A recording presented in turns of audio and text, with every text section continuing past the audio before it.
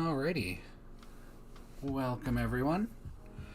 Let's get started with our continuation of our VGC ranked climb.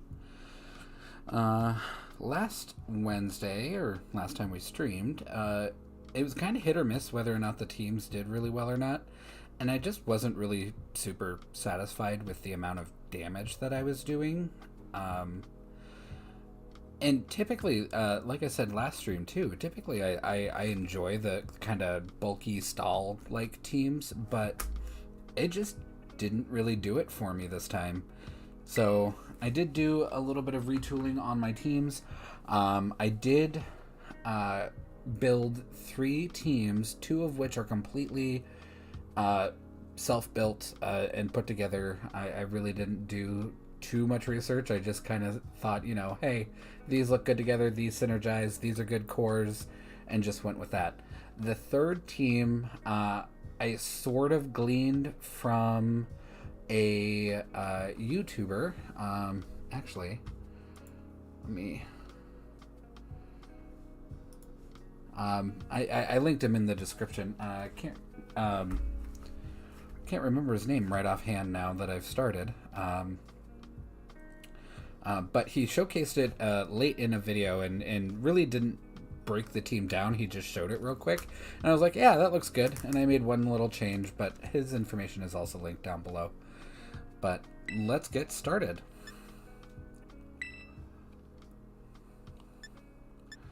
All right.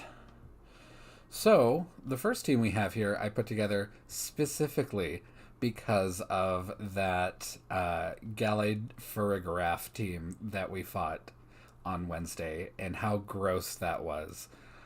It actually took quite a bit of work to build this team. Pretty much I had pretty much everything in place to use it, but trying to get a male Kirlia was kind of a nightmare. A male shiny Kirlia was kind of a nightmare, so it took me a little while. But I got it done. So let's go ahead and go forward with this team.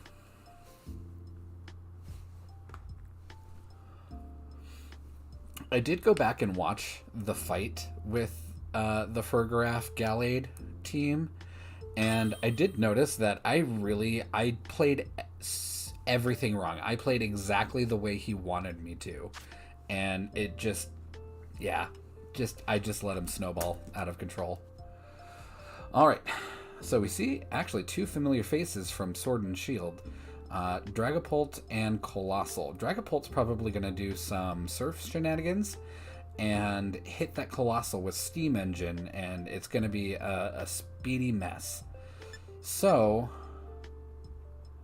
it looks like his team is just hyper-oriented on speed, but with no Tailwind support.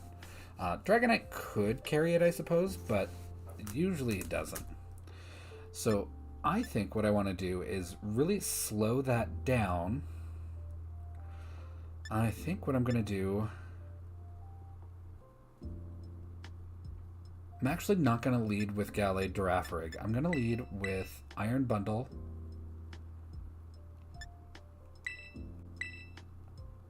Grimmsnarl, Tinglu in the back with Arcanine.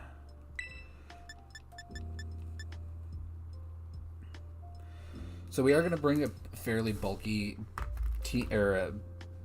bulky quartet to this battle, but I'm really hoping that the Colossal just doesn't get too out of control, and I really don't want to take a surf hit to Arcanine right away. Yeah, and that's exactly what we see. So I'm going to go ahead. Dragapult is pretty quick, so it will likely get the surf off immediately, triggering Colossal's weakness policy and triggering its Steam Engine. So what I actually want to do... it won't matter if I slow it down with Icy Wind, because I'll outspeed initially, very likely. But Steam Engine maximizes speed, so he's just going to get all of that back, no matter what. So what I'm actually going to do is I'm actually going to go in for the Hydro Pump and try and take this out as fast as possible. And we are going to... We're going to fake out the Colossal, so it doesn't get the opportunity to kind of run amok immediately. I would like to fake out on the Dragapult, of course. So that kind of ruined his day. We'll probably see a Surf come out of Dragapult now. Yep, exactly what he wanted to do, and I didn't let him do it.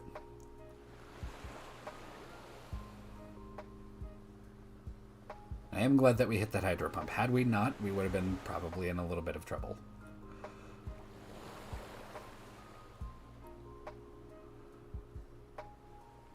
Alright. Let's see what my opponent does.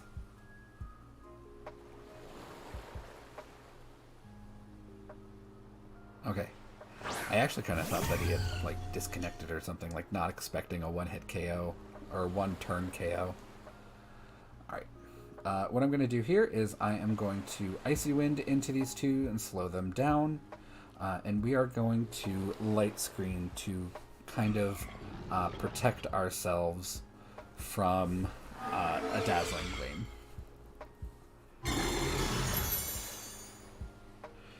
Although the Dragapult is likely physical. Ton of damage on Dragapult.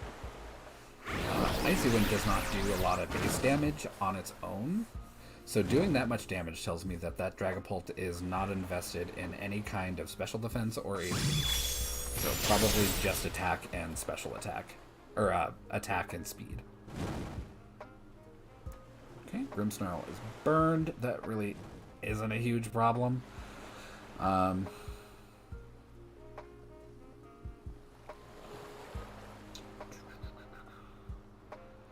going to go ahead and Icy Wind again just to slow them down. And we are going to Reflect. We're probably going to lose both Iron Bundle and Grimmsnarl here, but that's okay. I've got my defenses set up quite well. Oh, Dragapult goes down. Kind of expected it to stay healthy with just a sliver. So we're probably... Oh, we get a Moonblast. Not choice specs. Interesting.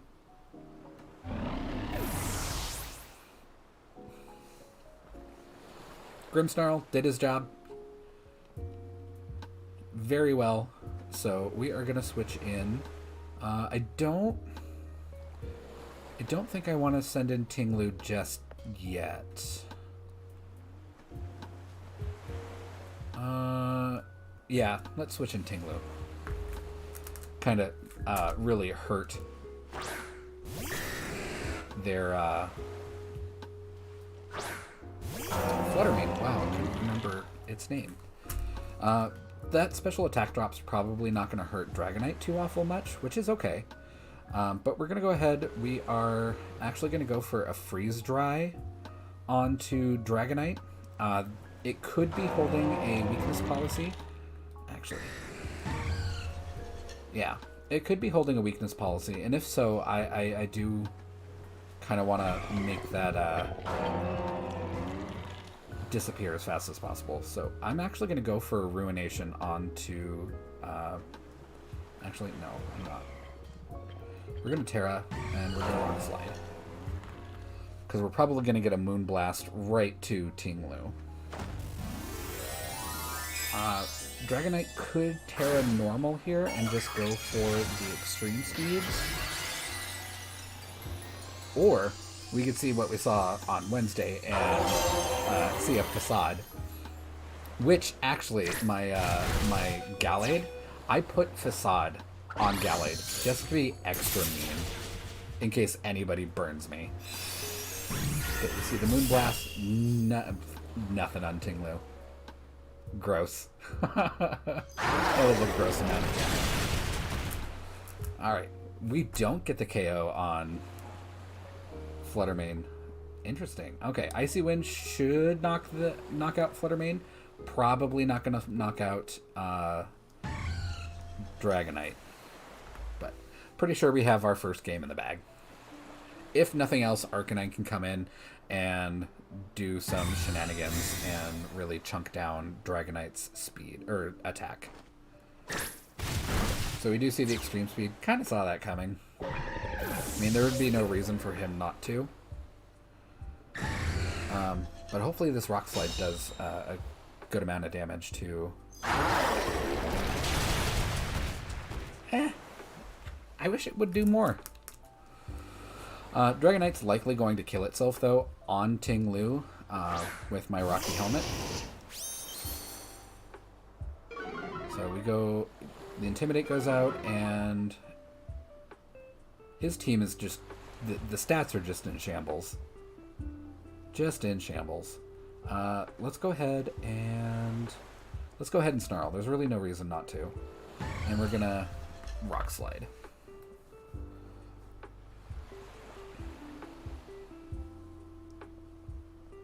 There's really not a lot he can do against Ting Lu. The only thing that I'm really limited on is oh. Okay then. I was gonna say the only thing that I was limited on is Rock Slide isn't super accurate, so it could come to pass that I miss a couple times, and Dragonite is just free to do whatever. But I'm pretty sure he disconnected. So good for us. At least I hope it was him. If it was me, then I just lost more points. Actually, I think I'm at the bottom. Nope, I won. Cool. That was a really frustrating battle for him. I just kind of took his whole team and I just kind of poo-pooed all over it.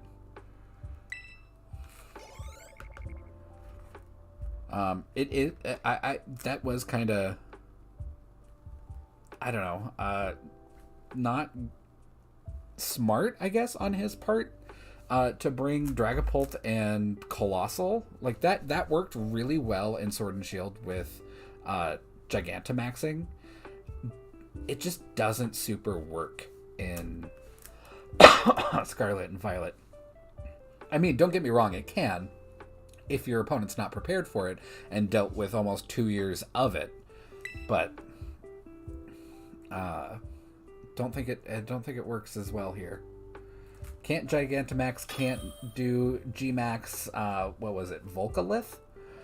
Where you get the free Fire Spin every single turn for, like, ever. Alright, so Indeedee, Iron Hands, Knife Cat, Ting Lu. I do not like that Sableye at all. And the ever-present Fluttermane. So we can probably see some prankster shenanigans coming out of the very tanky Sableye. Maybe even Trick Room stuff coming out of Indeedee female down there. Looks like his main damage dealers, though, are going to be Iron Hands, Knife Cat, and Fluttermane. So he's probably going to go hyper offensive to begin with.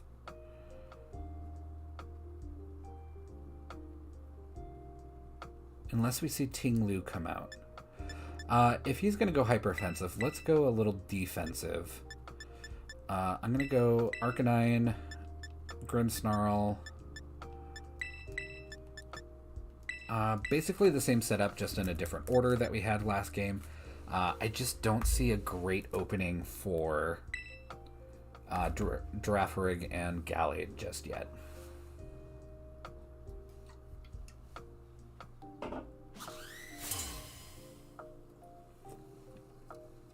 I think if he didn't have Knife Cat and had almost anything else, I probably would have gone into Gallade.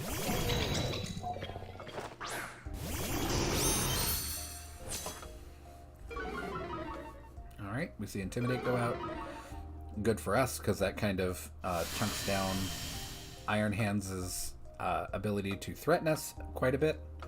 I am going to go ahead and put out a... Oh, well, let's Fake Out first. We'll likely see a Fake Out as well from Iron Hands onto Arcanine. At least that's what I'm betting. I don't want Indeedee to do Indeedee things, so I am actually going to fake out on Indeedee, and we are going to burn Iron Hands. Oh, Psychic Terrain. Oh my god. Well, very basic mistake, and I made it. I make fun of other people for making that, but okay, we're gonna see a Volt Switch. I wonder what Indeedee is doing. Probably Trick Room.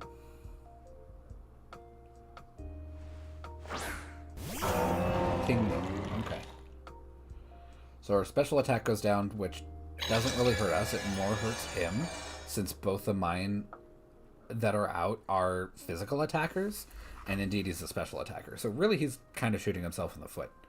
But I am expecting a Terra Poison to come out of Ting Lu.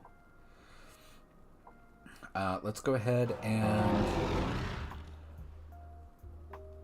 I'm actually going to set up a light screen to protect from the Indeedee. I'm thinking the Indeedee probably is going to do way more damage than Ting Lu.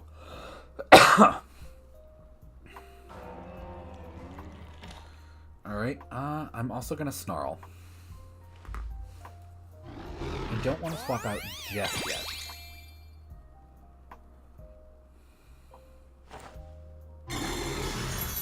Here comes my light screen.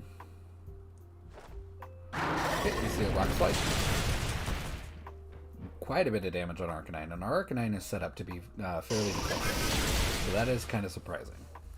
I'll go ahead and do Reflect next turn, so we'll likely take far less damage, but I don't expect Arcanine will live too awful much longer.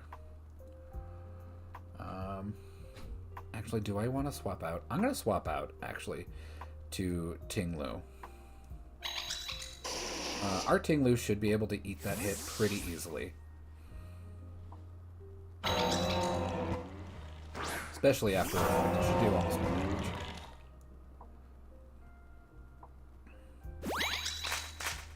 Okay, we see Helping Hand come out. Helping Hand to do what?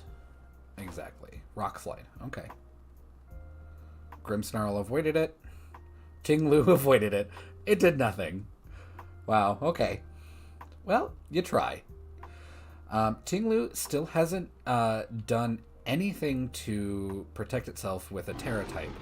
So we're going to go ahead and Spirit Break into that and kind of start running it down a bit.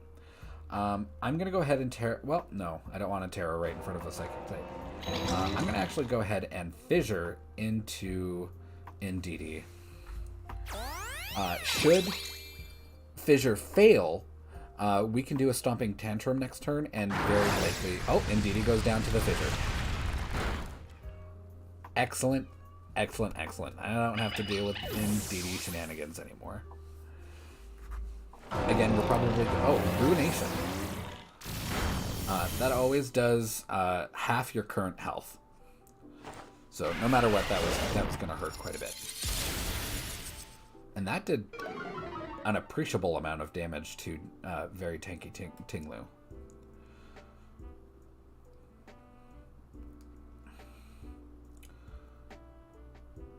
Alright, what are we going to do, friend? Alright, we see Fluttermane. Now we are going to Terra. Although I really don't want to now that I'm at half health. I still have Iron Bundle, but his Terra type is Ghost, which really is not doing us any favors whatsoever into Fluttermane there. We're going to go for another Spirit Break, and then we are going to Terra here. And we're just going to Fissure. We're going to fish for Fissure hits. Failing that, we are going to Stomping Tantrum. I'm hoping Ting Lu stays alive here. He was probably going to hit me with another Ruination, and bring me down to a quarter health. But I don't think that Fluttermane is going to have enough damage against my resistance to take me out. Okay, Ting-Lu goes down. See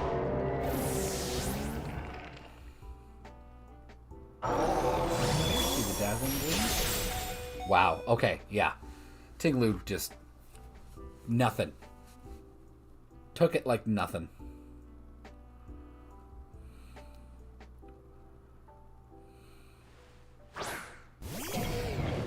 Alright. A burned Iron Hands. How much longer do we have our reflect? Okay, we got it for... we got light screen for at least 4 more turns. Okay. We are going to go for a Spirit Break on Fluttermane, just to kind of shut it down a little bit more. If Grimmsnarl survives, I don't think it's going to be honest. And we are going to Stomping Tantrum into... we see Fake Out. Dazzling Gleam. Grimmsnarl doesn't live. Ting-Lu is still holding on, though. Although we don't get that Ruination off, so we miss out on a lot of damage on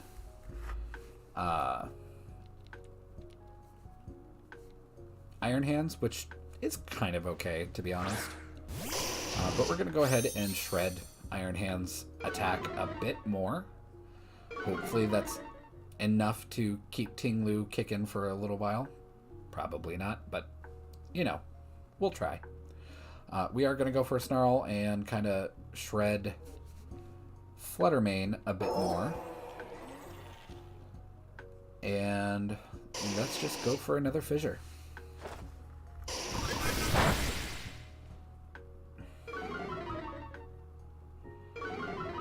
He really doesn't have good answers for stat changes. No Haze, no...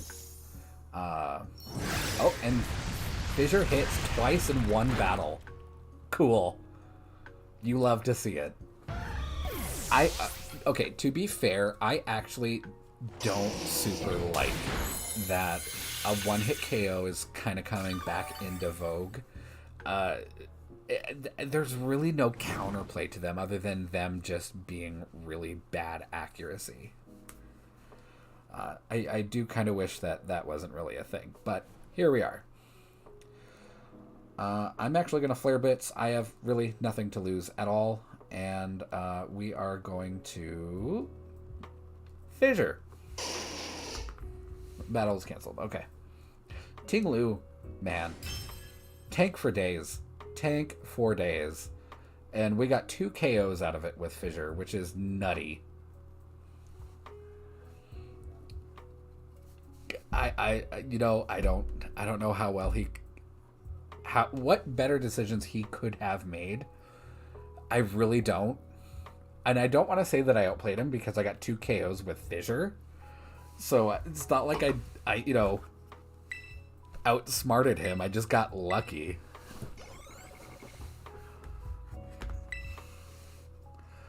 And I say that now. Wait until I get fissured 2 times in one game, and I'm going to be so salty. Just hyper salty. But it is what it is.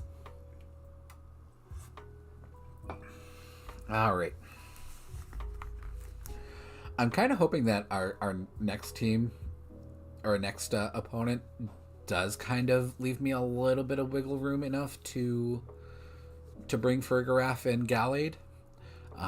But our kind of our side core, or at least what I thought was going to be the side core of Arcanine, Ting-Lu, Iron Bundle, and Grimmsnarl is doing kind of really well. All right. So, oh, that's an interesting team. Zangoose. Mousehold, Poltergeist, Glamora, maybe a stall team? Just kind of with Glamora and Garganackle there. Toxtricity is also interesting. I don't know what to expect from this team at all. That Zangoose is kind of throwing me. I know what to expect from Garganackle. We're probably going to see some Salt Cures. Probably all we're going to see is Salt Cures and Wide Guards. Yeah, the team's just really interesting. Okay. I don't think he's going to go hyper offensive. So actually, let's bring these two. And we are going to bring... Let's bring Ting-Lu just in case. And our friend Iron Bundle. We'll see how this goes. I'm not sure how well we're going to do against kind of not really a random team, but just kind of an unusual team. Something that I've not seen before and I'm not very well prepared for. Okay, so we see Poltergeist and Toxtricity. Likely Toxtricity will Boom Burst or do something sound related. I'm not sure what Poltergeist is going to do. It can support with a few moves, but it might also Shell Smash here. Not 100%. We're actually going to go for a beat up into Gallade. And we are going to Psycho Cut into Toxtricity. And I specifically designed their speed. See the Boom Burst. That actually did a very good amount of damage. And we do see the Shell Smash. So we're probably going to see his held item. I can't remember what his Mental Herb, I think, that eliminates stat drops. So he's going to get a free boost.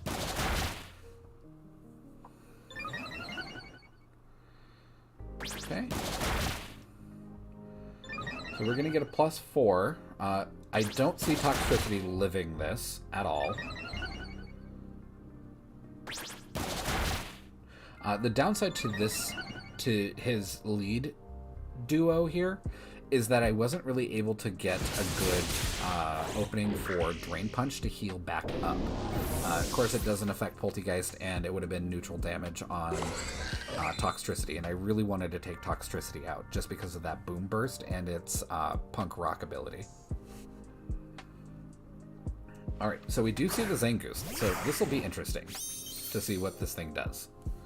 I have honestly no idea. I'm going to go ahead and go for a Helping Hands on Gallade, and we are going to... do I want a Terra here? I don't know.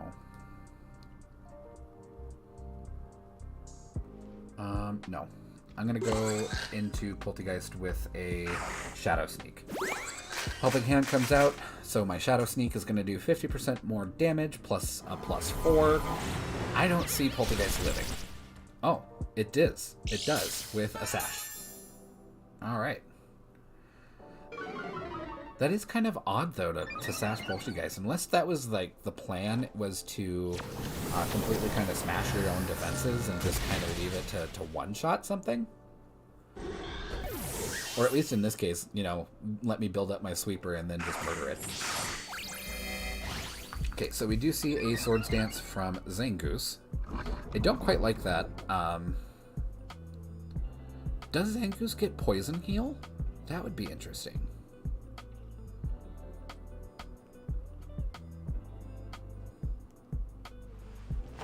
I'm not 100% sure. Like I said, I'm not very well prepared for Zangoose. Alright. I am going to I'm actually going to go for an ally switch. They'll likely focus in on the Iron Bundle, and I kind of want to preserve Iron Bundle as long as possible. But I am going to go for an Icy Wind here to take out Poltegeist and try and keep Zangoose under control a little bit. Okay, we see a Quick Attack. Armor Tail completely negates Quick Attack. And Giga Drain coming from Poltegeist. Wow, okay. That might actually not KO with Icy Wind. I don't know, it has some defense drops. Yeah, okay, never mind. I'm so used to Poltegeist being fairly tanky on its own, but with weak armor and Shell Smash, yeah, that was going to go down. Okay, Zangoose doesn't have Poison Heal, so it must be Guts. That's my that's my only working theory. So we see Mousehold. Not sure exactly what Mousehold is going to do here. Usually I see it use either, you know, Population Bomb or something against like an Annihilate. So I don't know what it's actually going to do. But we're going to go ahead and go for another Icy Wind, slow them down a bit. And we are going to tear it here, and we are going to fissure into Zangoose and try and get it off the field as fast as possible. Okay, so he Terras as well. What are we going to Terra? Mousehold? Mousehold, okay. What are we doing with Mousehold? Terra Normal. So we might see a Terra Normal Population Bomb, which kinda not fun for us. Although he's likely going to go into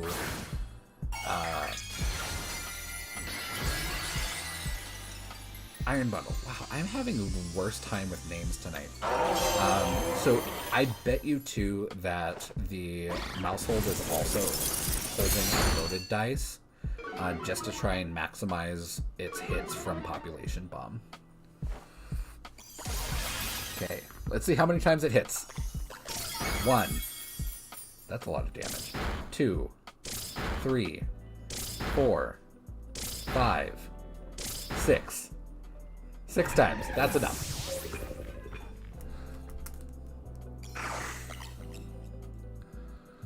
Alright, Zangoose, you switcheroo. What are we switching, friend? Tinglu obtained the Toxic Orb. Okay. A lot of good that's gonna do you. Zangoose was hurt by its poisoning. Although without that Rocky Helmet, Population Bomb is still gonna do a kind of an icky amount of damage. But anyway, Fissure failed, so we're going to go into a Stomping Tantrum into Mousehold just to try and do as much damage as we can. I don't think that Zangoose is very long for this world. So we see 1, 2, 3, 4, 5, 6, 7, 8, 9, 10. 10 times. Alright, we see Facade. And that takes us out. Again, we see Facade. That, the second time we see Facade, and it gets them the win. Man.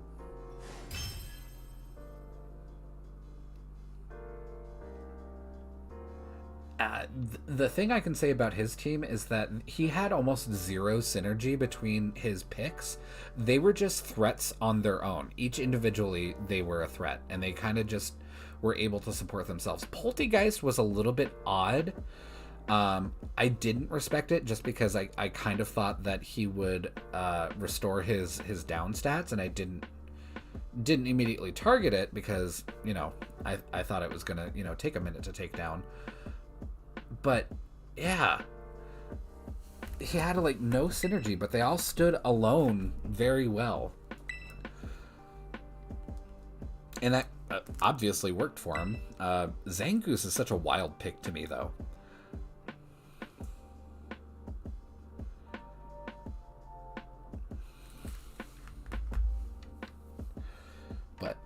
I think we did pretty good. Gallade is Gallade Fergaraf, I think, is a solid team. We just didn't have the greatest opening because we weren't able to get Drain Punch and heal back up. All right. So Knife Cat, Amoonguss, Dragapult, Arcanine, Fluttermane, and Palafin. Boy howdy, that's a lot of physical damage, except for Fluttermane there. I think what I want to do...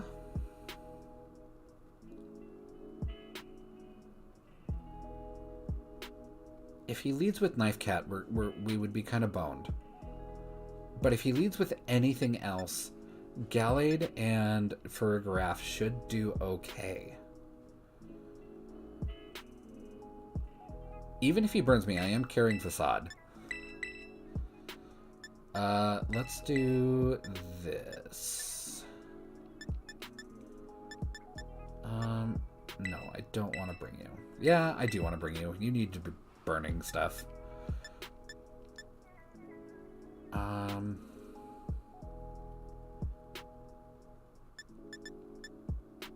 And yeah, let's bring Tinglu. I might not have enough damage to out-damage him if Gallade goes down too quickly. So I'm hoping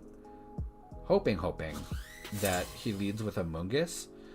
I get my +4 off, and I can Psycho Cut into Amoonguss. Chien-Pao and Palafin. Okay.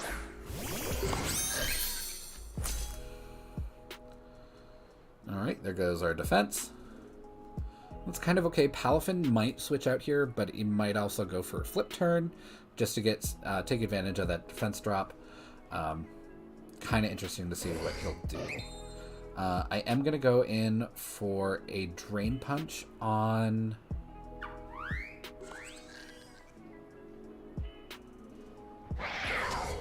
I'm going to go for a Drain Punch on Palafin because I kind of expect Chien-Pao to go poison immediately. You know what? I'm going to do it. I'm going to put it on Chien-Pao and hope for not a Terra poison.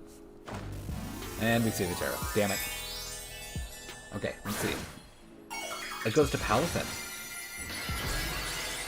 Palafin Terras to water. Okay. Even in its baby form, it still hurts a lot. Okay, you see Ice Spinner. A crit. Wow. Okay. And Wave Crash. Probably into... Oh. Okay. Into Farigiraf. Alright. That's okay. We'll probably take Chien-Pao down to its Sash, like it normally carries. Yeah. And we'll just Shadow Sneak it the next turn and take it out right away. But Palafin is kind of a problem at the moment. I'm going to switch into Arcanine to get the Intimidate drop, and I'm thinking I'm going to switch back immediately into Ting-Lu, just to protect Arcanine a bit.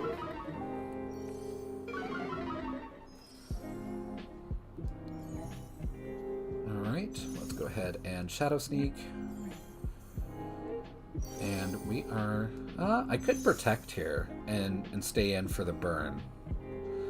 I think I'm going to Protect and go in for the burn next turn.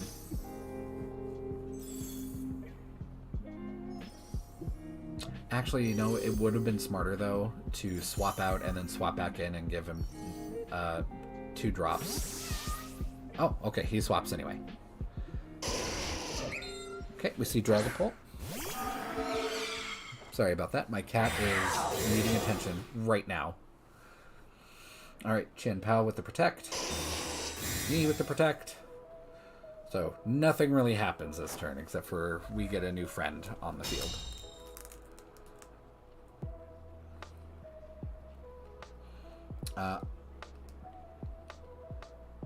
Let's do... He might also Shadow Sneak. Does Dragapult get Shadow Sneak? I'm not 100% sure. In any case, he's likely going to go first. So actually, let's do this. Let's swap out Gallade. And we are going to...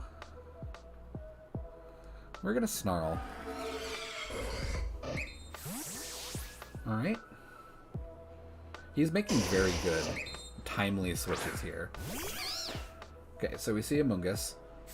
I'm not too awful worried about Amoonguss with Arcanine on the field. I do have the safety goggles on, so he's not really going to really threaten Arcanine that much. Dragapult uses Phantom Force. That's kind of okay. Phantom Force will hit through Protect, so if he's going for Arcanine, then Arcanine's just gonna take the hit. I think what I want to do here, though, is I am gonna Terra, and we're gonna Fissure into Amoonguss.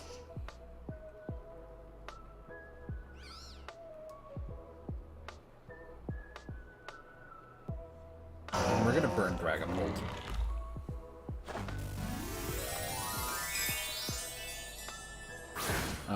I do kind of anticipate them sporing King Lu, though, which even if he does, that's okay.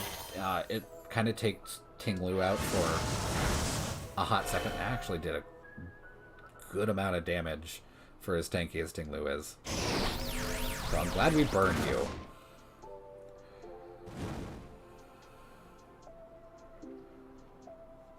Alright. And does Fissure hit? Fissure does not. Okay, this is 4. Saw that coming. King Lu should be kind of okay on his own, to be honest. I do wish he had put the Spore onto Arcanine, though. We're just going to keep spamming Fissure.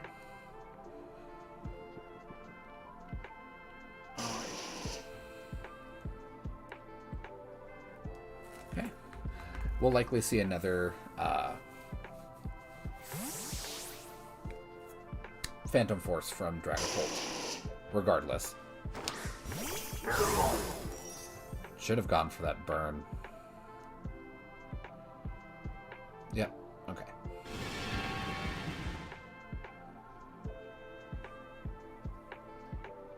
Dragapult avoided it. Palafin avoided it. And King Lu's fast asleep. So we did absolutely nothing that turn. Okay, Dragapult takes some chip damage. We are going to Fissure into Palafin. I am going to Protect here. We're probably going to take the Phantom Force from the back, which is fine. But I really want to avoid damage from Palafin. Palafin used Jet Punch. Protected.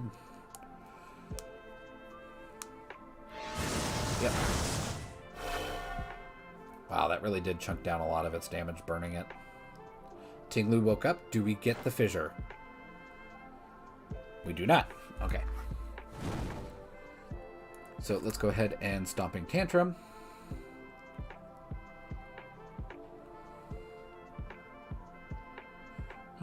I'm gonna go into Palafin. I kind of want to remove that one as fast as possible, to be honest. I think I'm gonna go into Gallade though to try and save Arcanine as long as possible.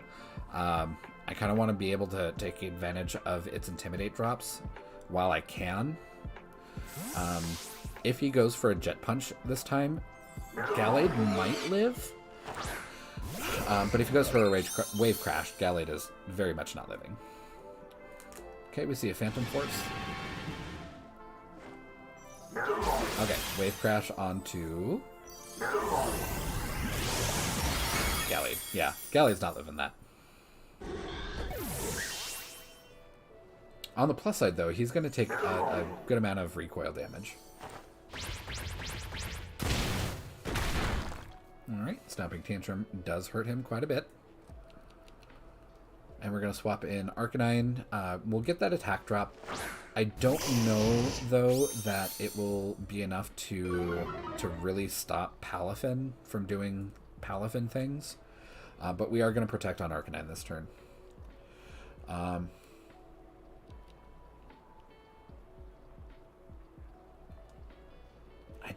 I don't think Stomping Tantrum without the failure boost is going to take out Palafin. Rock Slide almost certainly. Okay, I'm just going to go for a Rock Slide, just because. And we are going to protect here.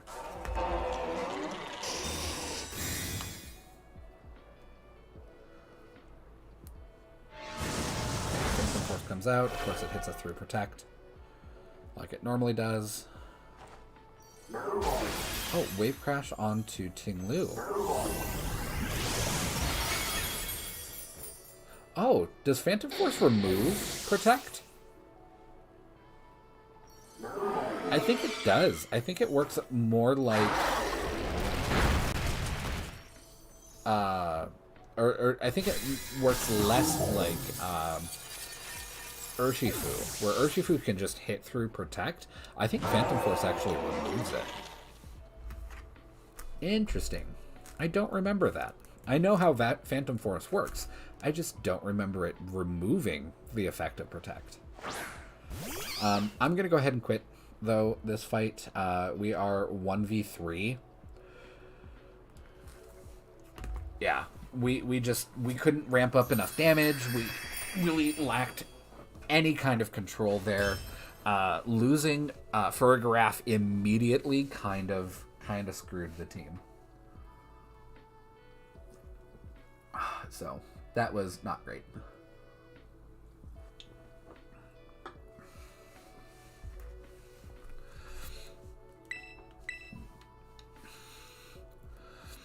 Not quite sure what I could have done different there, though. I pretty much predicted everything he was going to do except for his Terra.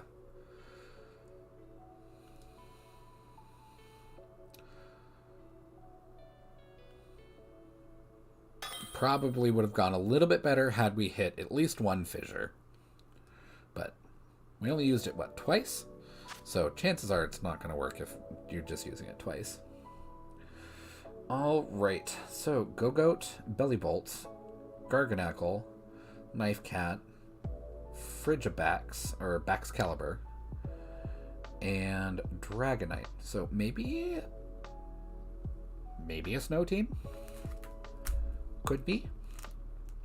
Bellibolt kind of scares me. I use that for Terror Raids, and it's just kind of a tanky little nugget. Alright. Although this team is pretty offensive except for the Garganacl and Bellibolt. So I think I'm going to lead with some defenses. They're all physical too, except for Bellibolt. So we're going to lead with Grimmsnarl here. And Arcanine. We're going to bring Ting Lu in the back. And Iron Bundle. And basically kind of what I plan to do, since they're all physical except for Bellibolt, is Arcanine will go out, get the attack drop, I'll put up Reflect, swap out Arcanine, put in Ting Lu. If Ting Lu ends up taking a physical attack that will likely make physical contact, the Rocky Helmet will take down sashes, it will do a little bit of chip damage. We should come out ahead, assuming that I'm not going to swap out into, like, you know, a close combat or a drain punch or some fighting move. So we see Bellibolt. I imagine Bellibolt's probably going to support Baxcalibur in some way. Not quite sure how. But we are... Do I want to...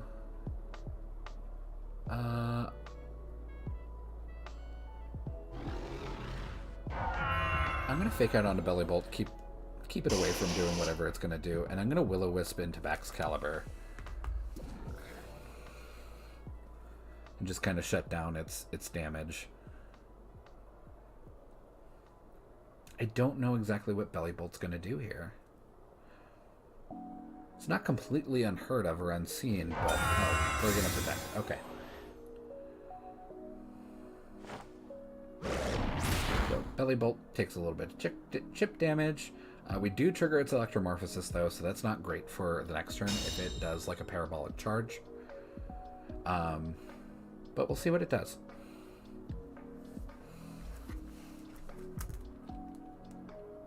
I'm actually...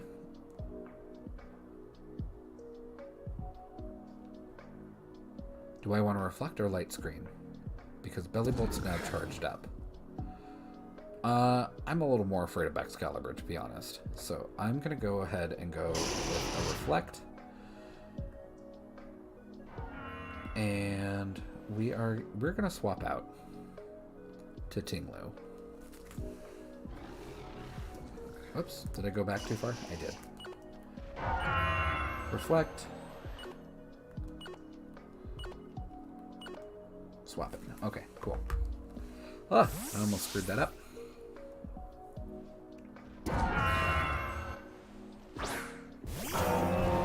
Ting-Lu should also lower Belly Bolt's kind of threat level as well. See Terra coming out on Baxcalibur. Ice. Okay. So whatever this ice type attack is going to be is going to hurt. Ting-Lu might actually take a considerable amount of damage. So we see Ice Shard into Grimmsnarl. That did a healthy amount of damage. And he beat me in the speed race. That's kind of surprising. Okay, and then we see a Parabolic Charge. Of course, it's going to heal him up because Parabolic Charge is just a little broken. Alright. I'm going to go ahead and Light Screen here. I am going to Terra to remove my ice weakness. And we are going to... I'm going to Fissure into Baxcalibur, fishing for that one-hit knockout. Should that fail, we'll Stomping Tantrum into Belly Bolt.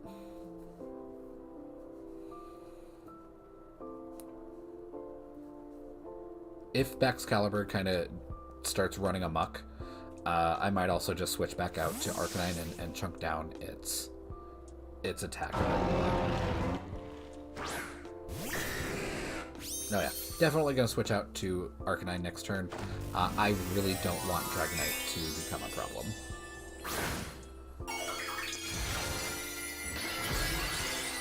Alright, we are now Poison type. I'm really not interested in any significant ground or psychic moves from either of these guys. Okay. Fissure is going to fail since it goes into Protect, so we are going to Stomping Tantrum right away. Actually, do I want to? Is it worth it? I don't think it is.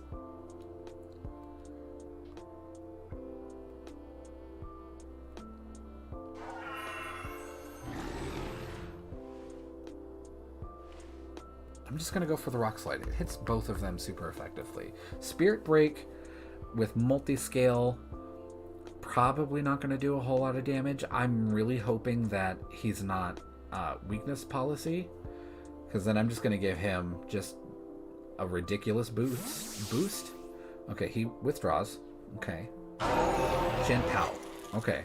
Spirit Break's going to hit Chien-Pao. Super effective. So is...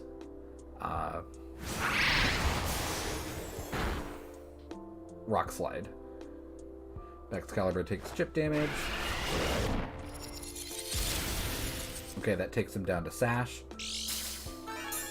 Wow, that took him down to Sash. Chien-Pao has nothing for defense.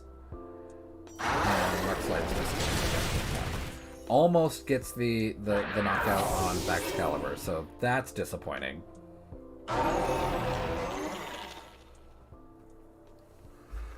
Alright. Although I do know now, I now know what his whole team is. Okay, we see Bellibolt again.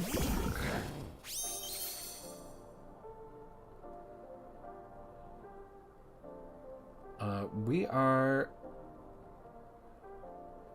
don't have any priority here, so Baxcalibur's still gonna do Baxcalibur things. Let's actually switch out Grimmsnarl for Arcanine, so that way we can get Fake Out at least one more time during this battle. And we are... does Ruination trigger Bellibolt's ability? I think I have to physically touch it. I don't know. We're just gonna fissure into it.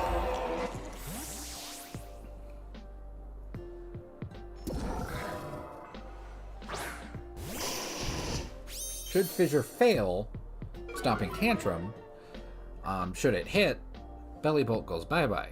So I'm thinking this is probably the right play. Yeah, you protect. You're doing this every other turn. So Fissure does not hit. Okay, we see Parabolic Charge. Not a whole lot of damage.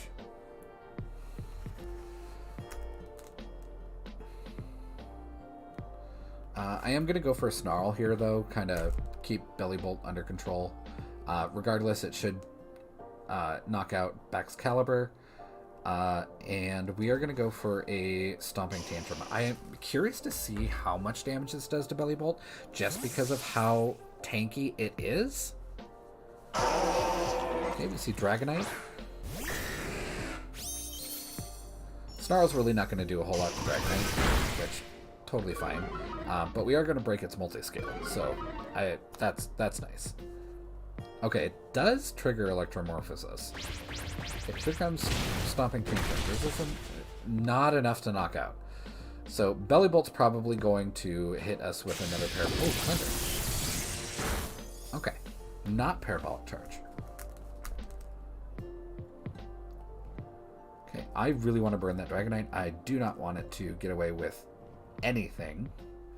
And we're gonna Rock Slide. I do find it kind of shocking, though, that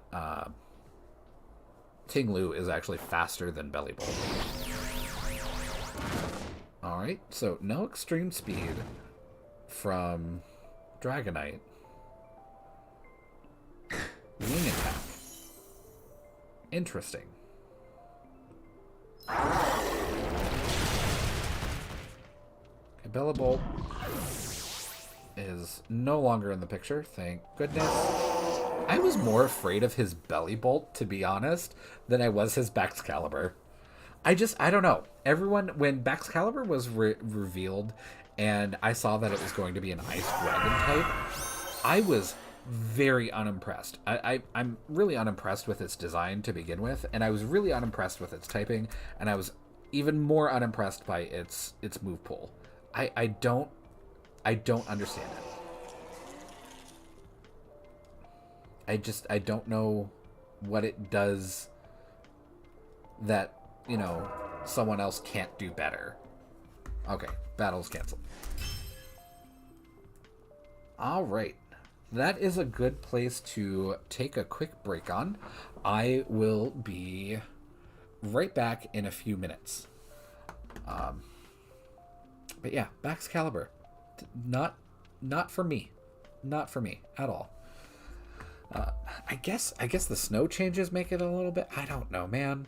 I don't know. Baxcalibur is just weird. All right, I'm gonna be right back. See you in a minute.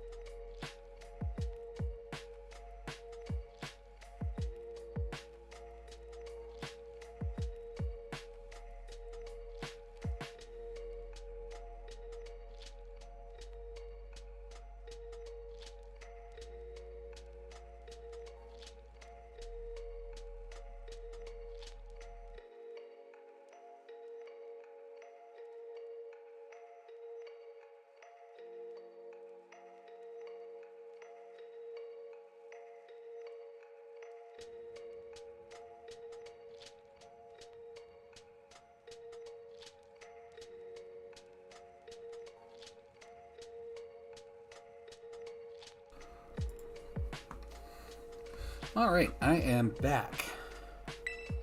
Let's continue. Yes, continue battling. I am enjoying this team a good amount, so I think I'm going to stick with it for a hot minute. I might switch out to either Team 2 or Team 3 here shortly. But during the break, I did a little bit more research into Baxcalibur, and again, still not super impressed. Like, I did get a little bit more information. Thermal Exchange, I thought it just boosted your attack when you got hit with a fire move. I did not know that it meant you could not be burned.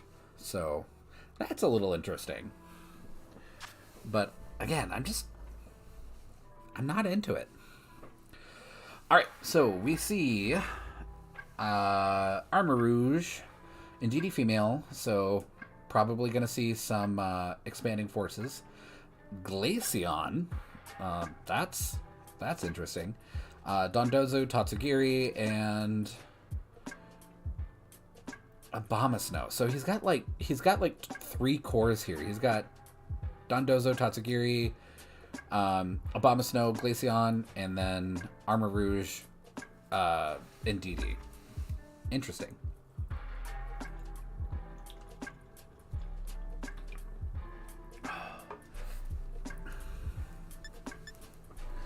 I'm gonna go ahead. I bet he leads. If he leads with Dondozo Tatsugiri, this might not be the best play. But I think I kind of have to. I just for the damage.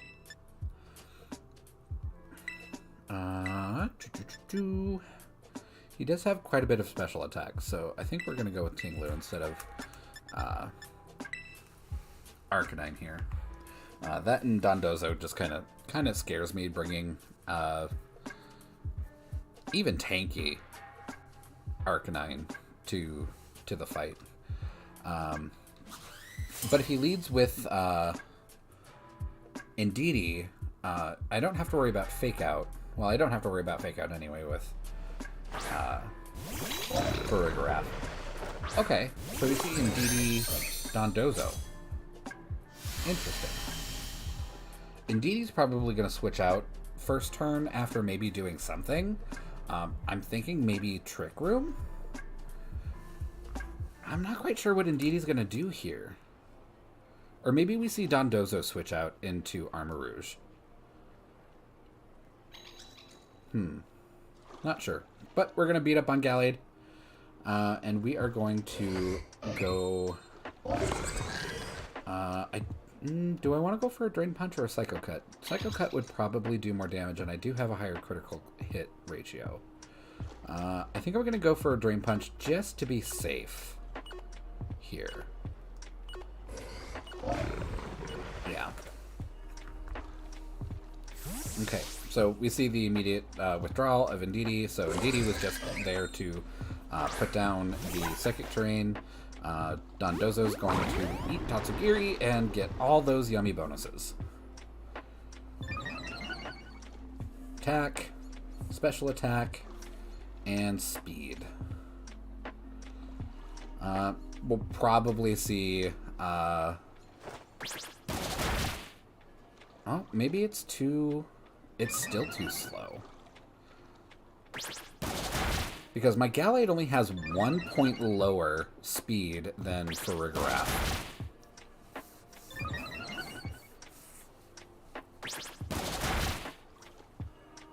So maybe we still outspeed even though Dondozo has the +2 to speed. That would be... Wow, we do outspeed. And it does nothing. Yikes. This is gonna hurt. Order up into Farigiraf. And we live. Okay, he gets another +1. Dondozo just doing Dondozo things. And I really don't have a good way to get rid of that. I don't have Clear Smog and I don't have Haze. I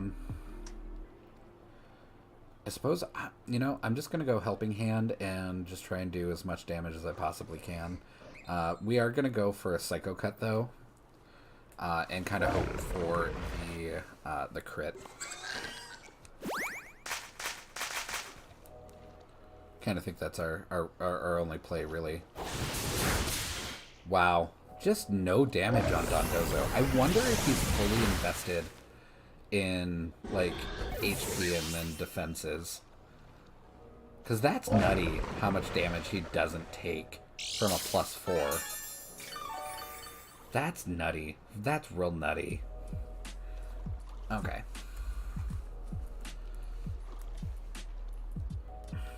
Alright, we're going to swap in. Iron Bundle, not super tanky on its own, but we should at least resist the water shenanigans from Dondozo.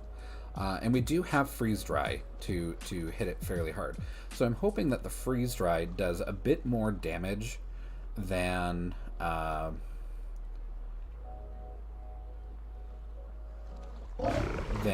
Gallade was, even at a +4. So we're going to ally switch here. I don't think he sees Farigiraf as much of a threat, but he's definitely going to see Iron Bundle as a threat. So we're going to Freeze Dry.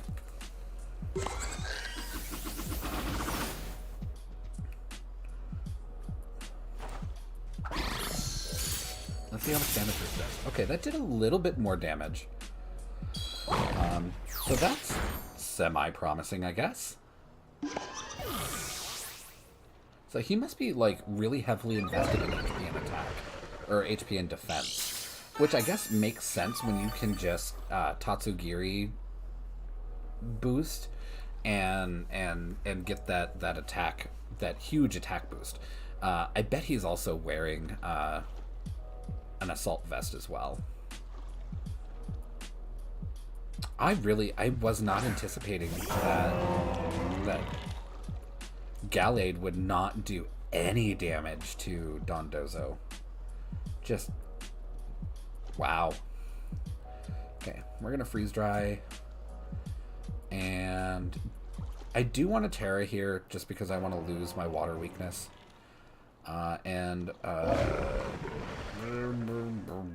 Let's go for Rock Slide. Just in case the Freeze Dry doesn't KO the Dondozo. It should, and if it doesn't, it's gonna be just by a hair.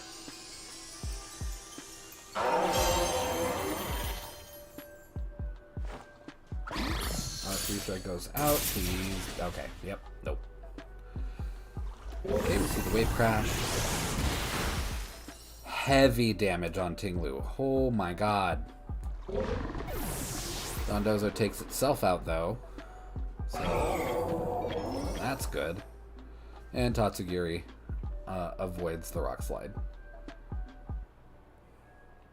Tatsugiri is very likely going to outspeed. I know its speed is quite healthy. He probably won't outspeed Iron Bundle, though, so got that to look forward to. I'm going to go ahead and Icy Wind just to slow these two down a bit.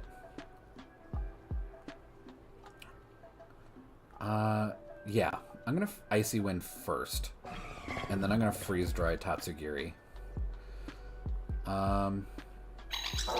Let's go ahead and go for a Ruination on Indeedee. I don't think Ting-Lu is going to live here.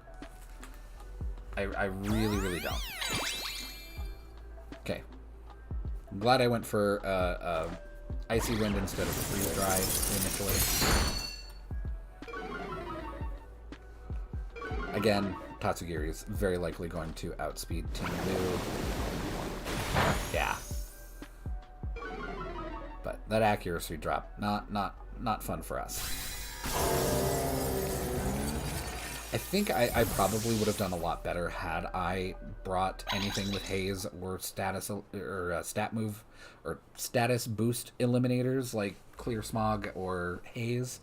But this team just was supposed to be built for just very quick sweeping, and Dondozo just threw a big ol' wrench in that. I'm gonna go for... Oh, Iron Bundle is the last one left. I am 1v3. Well, let's go for the Freeze Dry, see if it actually takes out Tatsugiri. And it does. Kind of surprised he didn't go for a follow me. Okay, 2,000 gleam. Yeah. And it's a crit. Because why not? Okay, and we see Armor Rouge. Would be a shame if Armor Rouge could, you know, take advantage of that psychic terrain. Okay, he's gonna Dynamax, wow. Terra. What are we doing with grass? So this Hydro Pump, even if it hits with that accuracy drop, probably not going to hit anyway. Not going to do a whole lot of damage. Oh, it did hit. Cool. And nothing. He tried. Aura Sphere. Yeah, we didn't really have a good answer for Dondozo. Yeah. That amount of damage that Dondozo did not take was just unreal. Even at a +4, he still didn't take much for damage. Crazy.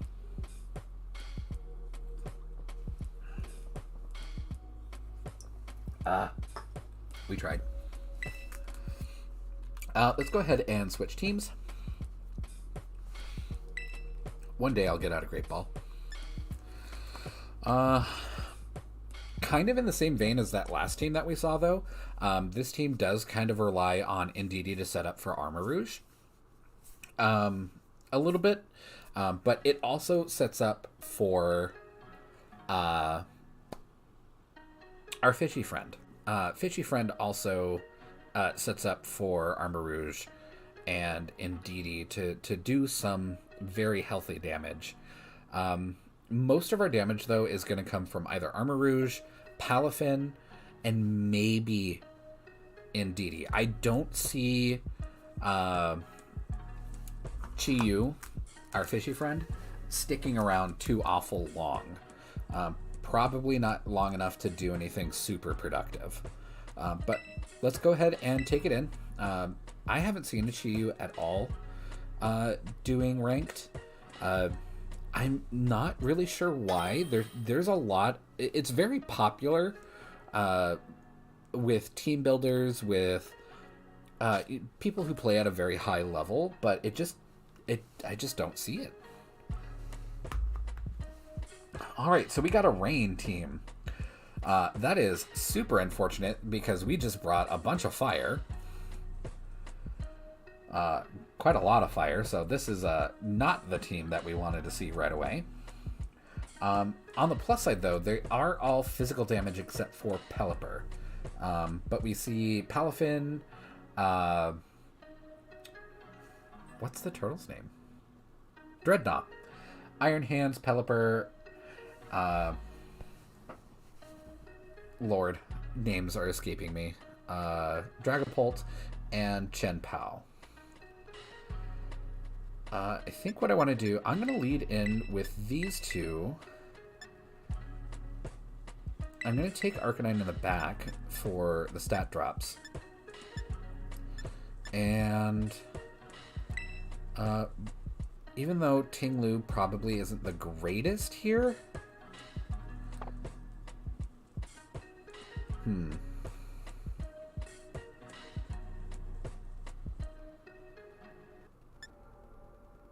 actually, I'm going to actually bring in Palafin in the back. I know he's not usually brought in the back just because you want to switch him out early so you can get that 0 to hero. But I'm actually going to bring him in the back. Maybe my opponent's not going to anticipate that and I can get away with some things. Maybe. But I really want to set up for Armor Rouge to do some expanding forces. Alright. Battlefield got weird. So I am anticipating Palafin to switch. Either that or flip turn. And maybe seeing a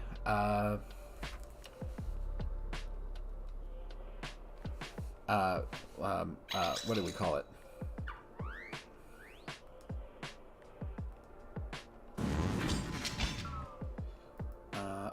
No, I don't want to Terra here, because I don't want to get hit with a ghost type attack just yet.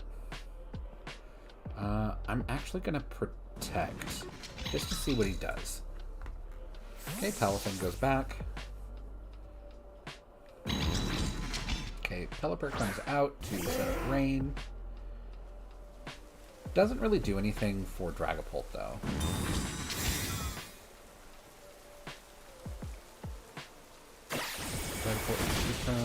Wow, that did a lot of damage to Indeedee. But again, we don't see a whole lot of bug-type moves, except for U-turn. But that's probably going to bring in Palafin immediately. Oh, Dreadnought. Weird.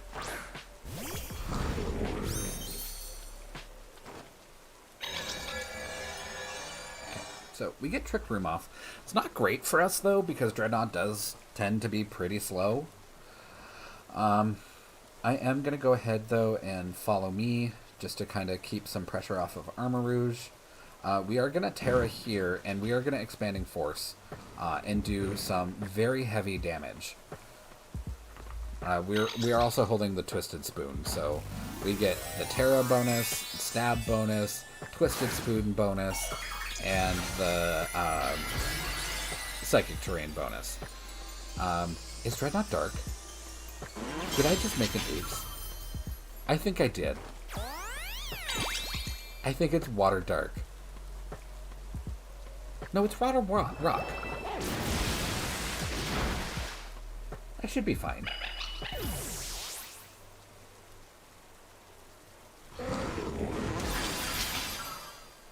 Okay. But it doesn't have very great strength. Yeah, it goes down. So now, we've got Trick Room up. We're going to see a...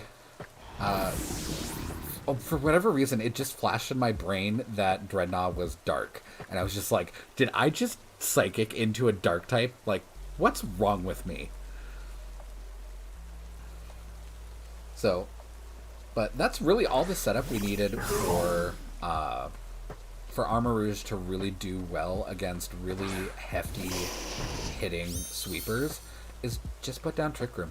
That's it. That's all you need to do with Indeedee, and Armarouge is gonna just deal disgusting amounts of damage. So with Trick Room up, there's no way that I don't move before them. No way. I'm still gonna burn it. I'm still gonna burn Palafin. I don't care. These two also are not known for their bulkiness, so Expanding Force should just murder both of them.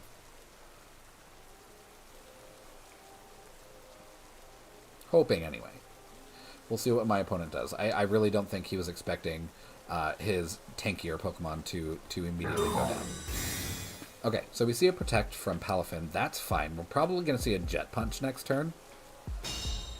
Or at least until... well, he's not going to Jet Punch right on top of Psychic Terrain, so we're probably going to see a Jet Punch as soon as that goes. Dragapult does go down. Shocker. Actually, I'm kind of surprised it wasn't sashed. Dragapult is very, very delicate, so him not having a sash is kind of an interesting play. Alright, let's go ahead and try and burn again, and we are going to go for the BM, and we are going to Protect.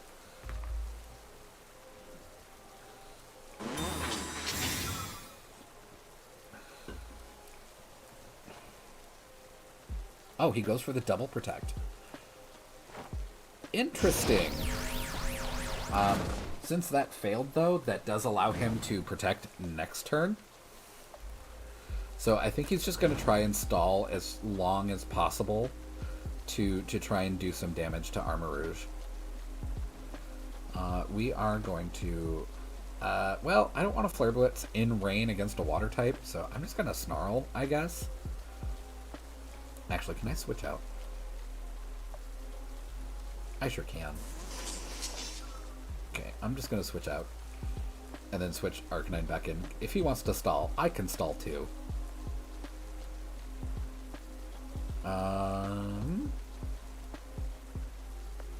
I'm going to Expanding Force just to take advantage of the extra damage while I still have it.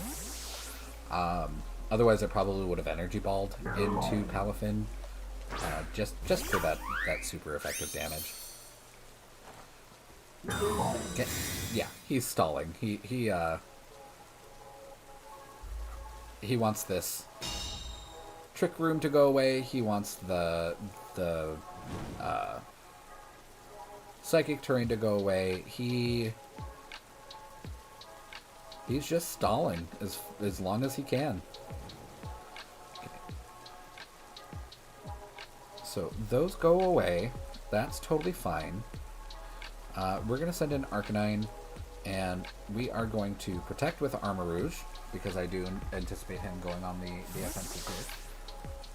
Just as long as he wants to stall, I guess I'll just play into his game and just kind of toy with him, I guess.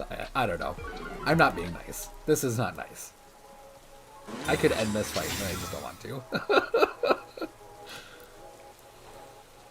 Okay, Palafin uses Wave Crash.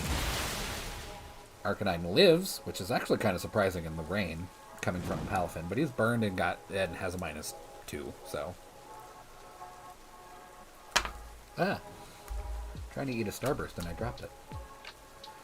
Okay, let's switch back out. I want to see my Palafin now.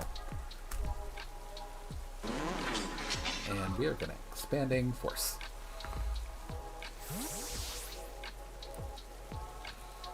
Come on.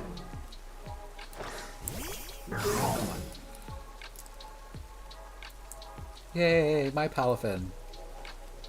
Palafin used Haze.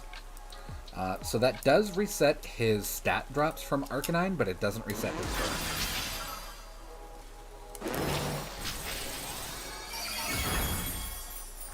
Yeah, still goes down.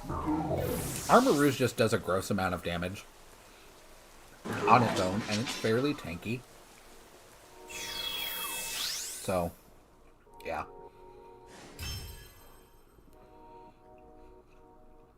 That was a good game. I kind of BM'd a little bit and kind of played with my food, that you could say. I was really worried about the defensiveness of that team in rain. But once he let me get set up for Armarouge, it was kind of game over.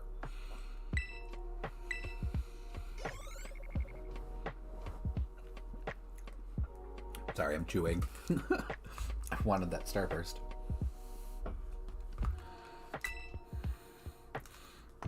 And I don't know, but I don't know why, but apparently the citrus Starburst, the lemon and the orange, are not popular flavors with people.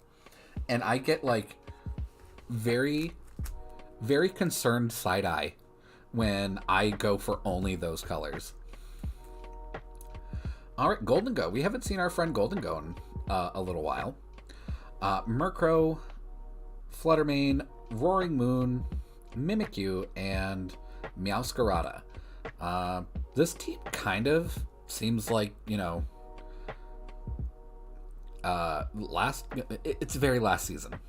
There's no Rune of Treasure on it, and it's got Goldengo. Let's go ahead. Goldengo is likely going to do Goldengo things. I'm actually going to go for Chi-Yu right away. And I'm going to go with Palafin in the back, and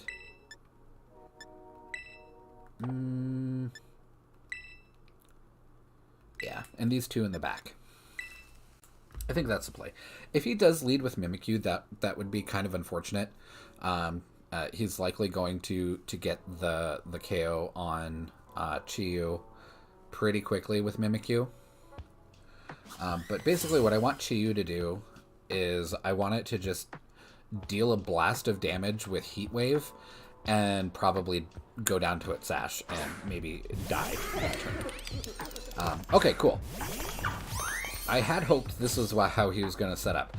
So Murkrow's going to Tailwind, totally fine. Goldengo is going to Terra into Steel. Again, super fine. I am just going to murder it with fire. Alright. I'm going to go with Heat Wave. And we are going to swap out for Indeedee. Like I said, though, I anticipate Chi-Yu going down pretty quickly. So I want to put Indeedee out here and get... Oh, excuse me. Get the Psychic Terrain down. It does cost us a turn or two of Psychic Terrain to do it this way. But I think Chi-Yu probably has the opportunity to deal a bit more damage than Golden Go right away. And we should outspeed. Oh, he's Terra Ghost. Interesting.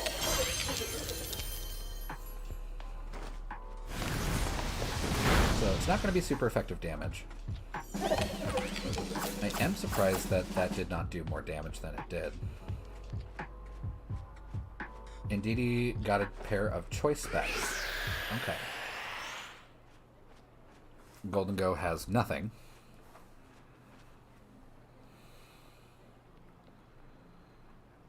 I'm going to go ahead... I'm going to Heat Wave here again. And we have choice specs. Which isn't great, to be honest. But we are going to...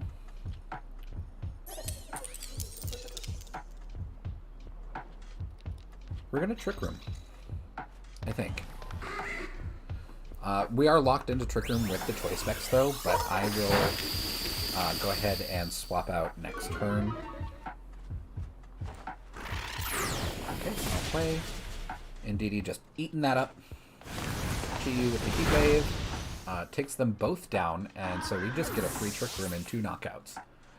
So, he just did not have the damage, which is surprising that Golden Go didn't have the damage, but he didn't Terra into Steel, and Make It Rain is Steel type. So, I guess it's not that surprising. But I think he thinks he may have done something productive by giving me choice specs. Not really the case at all. He probably should have held on to those choice specs and made it rain a little bit harder with that damage.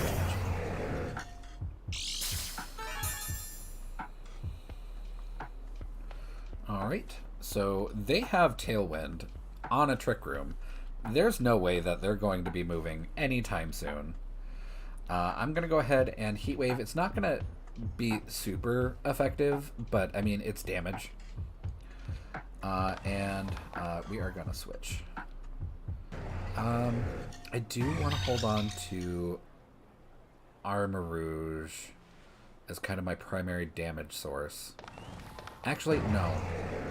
I'm against a Ghost and a Dark type. Armarouge, you're kind of the sacrificial lamb at this point. Palafin should be able to do a considerable amount of damage. As long as that Tailwind stays up, though, they should be moving second every single time during this Trick Room. And the Acrobatics. I do miss the days of Gen 5, which is the type gems. Oh, wow, she lived. I do miss the old days when you could put a flying gem on, say, like a Mian Chao and consume it, and then get the acrobatics boost by not holding an item and the flying gem bonus, and just wreck shit. And I kind of miss that. We are gonna go. You know what? Screw it. We're gonna Terra. No, I shouldn't. Let's just Armor Cannon. No. I don't really have anything good. Yeah.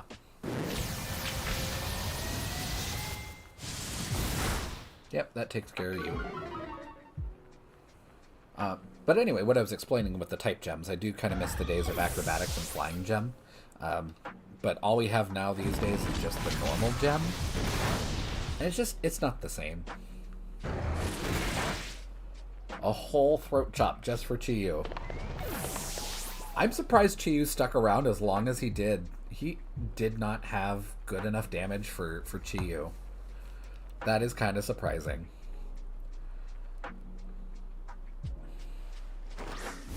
Alright. There we see Palafin.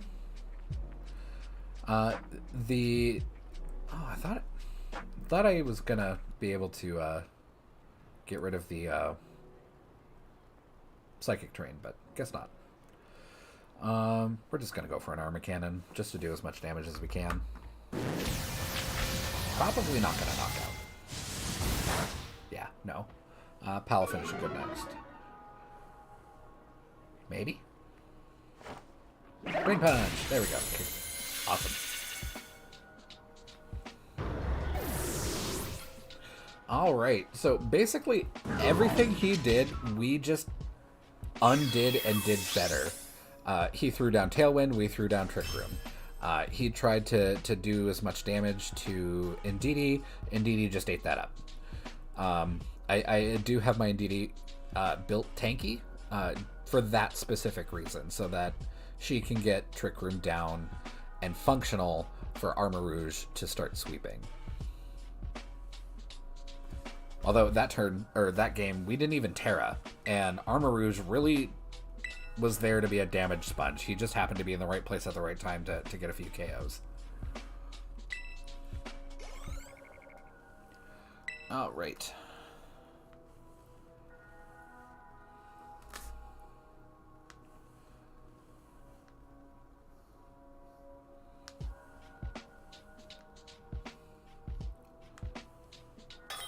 I do really like this team. I did use this team in the previous series, sort of. Well, of course I didn't use the Treasures of Ruin, but I used the Indeedee and Armarouge duo to pretty good effect last season. Or last series, or regulation. They changed the name so often. Alright, Quackavall, that's new. Screamtail, my nemesis. The queen herself, Sarina, Mousehold, 3-form, unusual, Kilowattrel, and Knife Cat. Kilowattrel is probably going to set down some wind and do some wind shenanigans. I am a little bit worried about Population Bomb, so I think I'm going to bring Ting Lu in the back. But who do I bring in the front?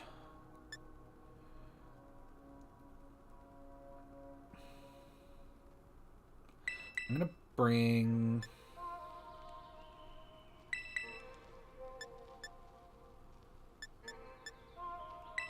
I'm going to bring these guys, I think. Yeah. I kind of want to bring Arcanine, but... Actually, yeah, I want to bring Arcanine. I want to bring Arcanine right away. And I'm going to bring these guys in the back. Reason why I want to bring Arcanine is for Sarina, Quackavall, and Mousehold. If I need to burn them or chunk down their attack, I need to do it quickly. Quackavall, his I can't remember specifically what the water move is, but his signature move does kind of works like Moxie, and he gets Moxie, so it's not great. If he gets set up, that's no bueno.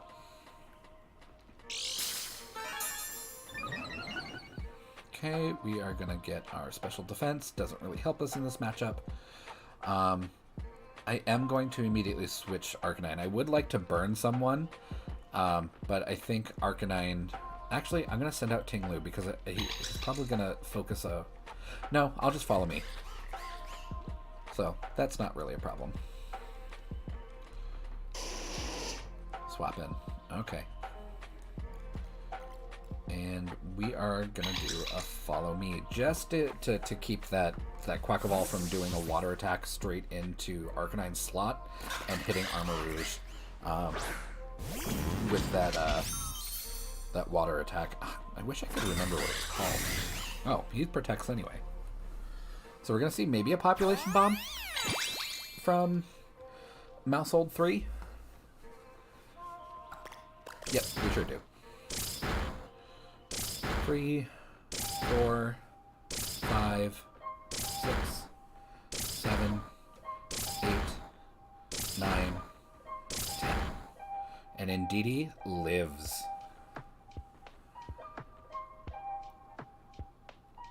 Alright, we are going to Expanding Force into them.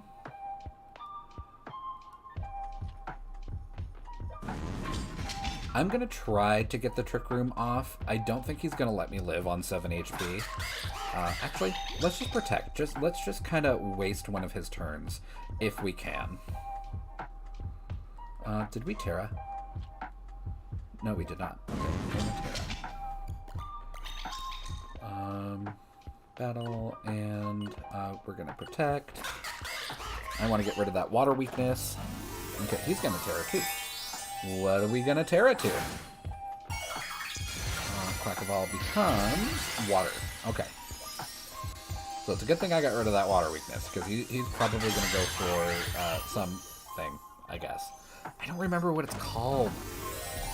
It's like, it's not Water Dance. It's... I don't remember. I even chose Quaxley as my starter, so that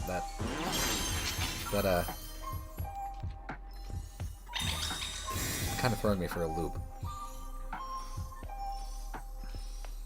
Okay, Population Bomb. Interesting.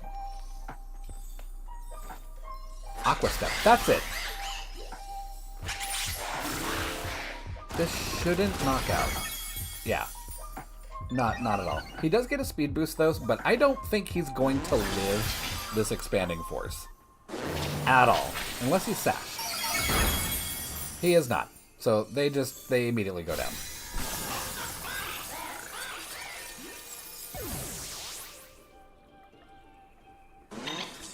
And Indeedee lives another day to follow me. Man, Indeedee's gross. It's when it came out in Sword and Shield, it was by all appearances not interesting to me in any way. I also really wasn't super impressed with like its move pool at first.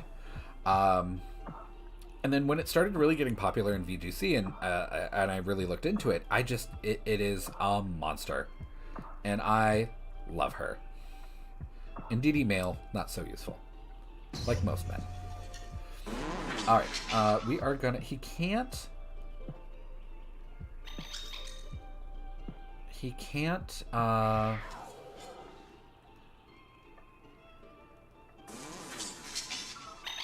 Actually, I'm gonna Protect here. And I'm just gonna go for a Follow Me. Screamtail's probably gonna take me out, but that's totally fine. Why did I Protect and go for Follow Me? Why did I do this? I just killed Indeedee for no reason. I don't know why I do this. That was not a smart move. Oh well. I'm not super worried. Oh! It's Life Orbed. It is not sashed. That's interesting. Okay, we see a play rough go out. On a Screamtail? Is Screamtail really oriented for physical damage? I don't think it is. I don't think that's a thing. Okay, we get the Intimidate off on Knife Cat. Man, do I hate Screamtail. So now that I know that it's not Scarfed, I am going to go immediately for an Armor Cannon into it. And I should live pretty much anything he throws at me, except for maybe a Sucker Punch. Actually, I Protected last turn. I can't really do it again. I mean, I could, but it's not likely to work. Just in case I don't land that Armor Cannon. Yeah, Sucker Punch. Yeah, I kind of saw that coming. His damage is really gross, so I don't think Armor Rouge was going to live that anyway.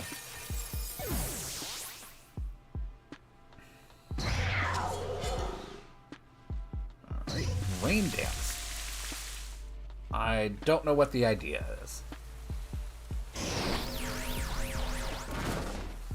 So we do get the burn on Knife Cat, so it's going to be dealing a little bit less damage with its defense drop aura.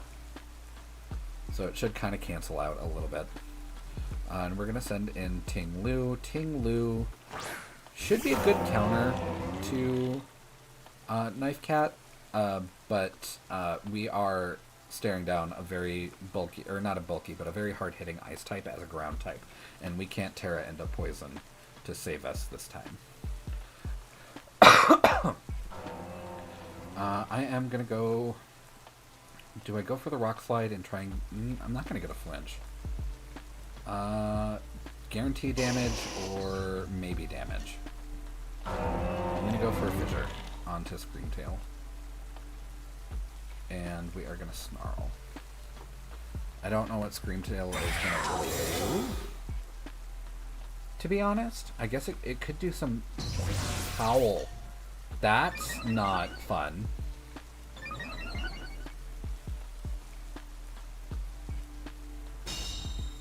That's not fun at all. I don't like that.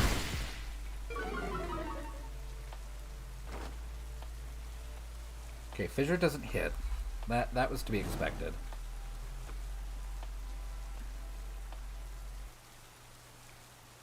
Oh, I really don't like that. We need to get rid of Knife Cat, like, tomorrow, or today, or yesterday. One of the two. Words are hard. I'm gonna go for a Flare Blitz. I want this thing gone. Now. Ice Spinner, this is gonna hurt. Oh, wow. That didn't hurt at all.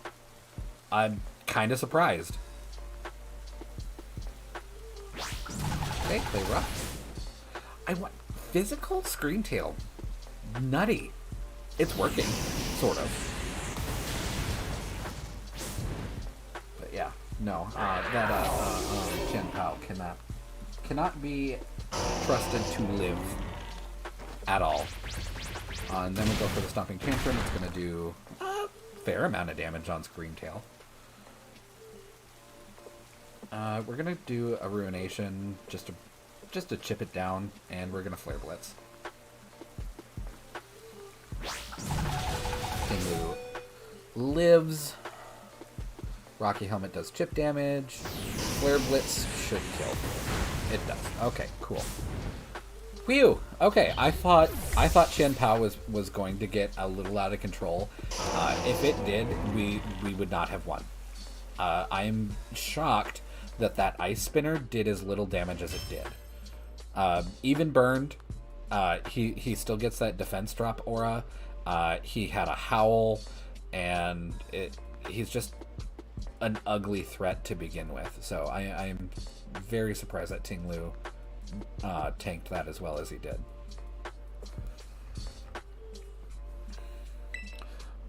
Alright.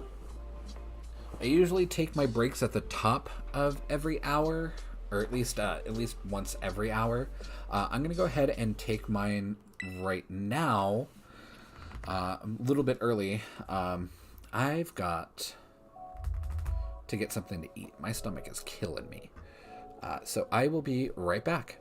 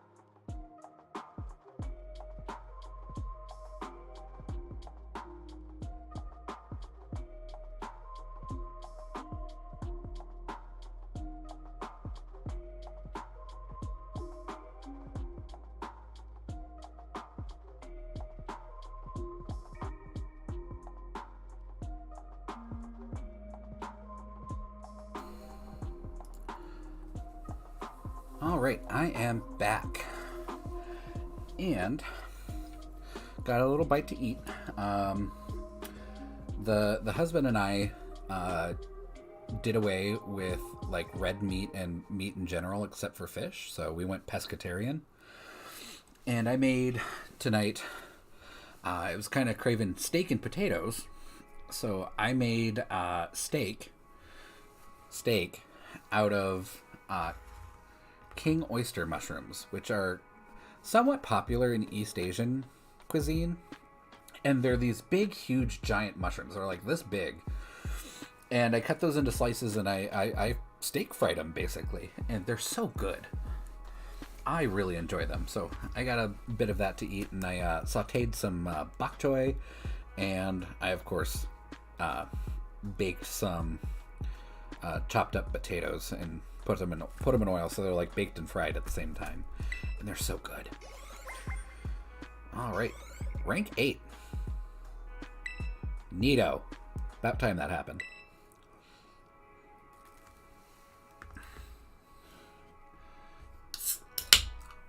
Alrighty.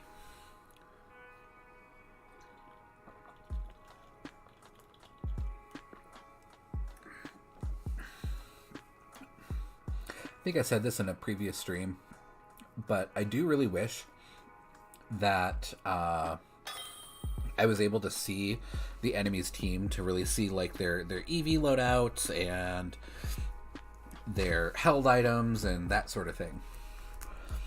All right, ooh, Farigarath, our old friend. Amoonguss, Iron Bundle, Iron Hands, Roaring Moon, and Gholdengo. Names are just not my friend today. He's probably going to lead with Gholdengo and Amoonguss. That's pretty much what I would do. He could also lead with Farigarath just to shut down priority. But I think what I want to do, I'm going to lead with Chi-Yu, just in case we see that Gholdengo right away. And we're going to bring Palafin, you in the back.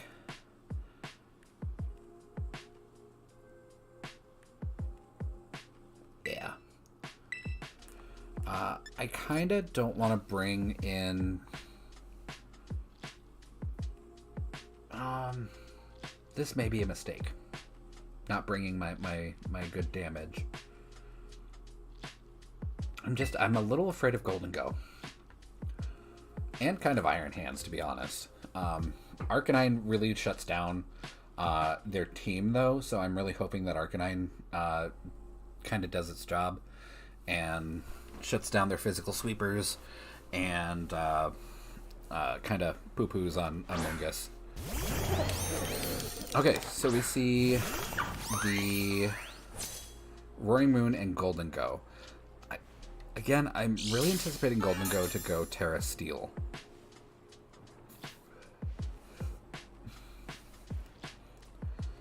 So let's go ahead. Let's get a Heat Wave off. And it's not going to really hurt Roaring Moon too much, but we're going to switch right away out to Arcanine and try and get some attack drops. Or get an attack drop on Roaring Moon. Arcanine should live a Make It Rain. It's gonna still do considerable damage, but he should live. Okay, so we do see the Terra right away. Is it Terra Steel, or are we gonna see another Terra Ghost? Because that wasn't the greatest for us last time. Terra Water. Okay. Again, different.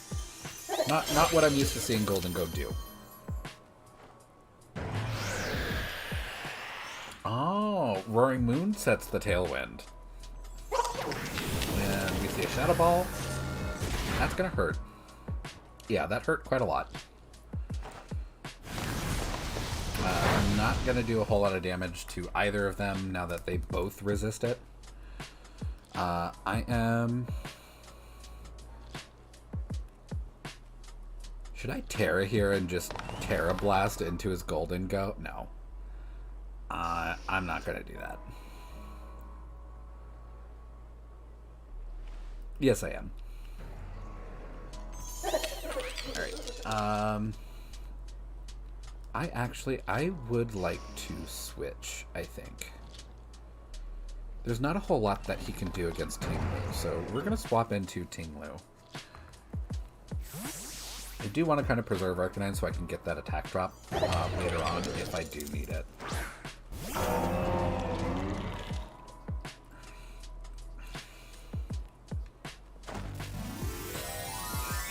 The downside to this, though, is that Ting Lu dropping special attack also applies to my Chi-Yu. So he's going to be dealing a little bit less damage, but Terra Blast should knock out a Water Golden Go. Yeah, no damage. I probably did more damage with Rocky Helmet.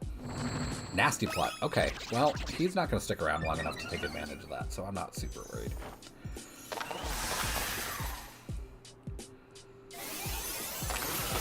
Here we go with the Grass Terra, and yeah. He would have been much better off just attacking and just getting some damage on. It is interesting, though, that he didn't do Make It Rain.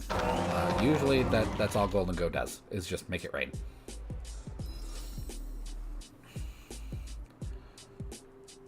But Chi-Yu is in a little bit of danger. I do kind of expect that Roaring Moon is going to have acrobatics, which it will absolutely ruin Chi-Yu's day, taking an acrobatics to the face. But we do have Sash. We do have Sash. But I don't think we're gonna have enough damage to really hurt these guys with Ting Lu out on the field. So I'm gonna swap back out to Arcanine and get more of a defense drop off. Or an attack drop off. And Ting Lu, I want you to fissure into the Iron Hands. You're probably going to take a fighting move right to the face and take some pretty hefty damage. But I want you to see if we can get lucky with that. Okay, we get the Intimidate damage. Yep, we see an Acrobatics come right out and take out Arcanine. But we kind of knew that was going to happen. Alright, Drain Punch. Oh, that did not do as much damage as I thought it was going to do from an Iron Hands. Alright, Fissure does not hit. That's okay. Let's go ahead and go out to Palafin. We should outspeed the Iron Hands, no problem. The biggest problem, though, is that Iron Hands...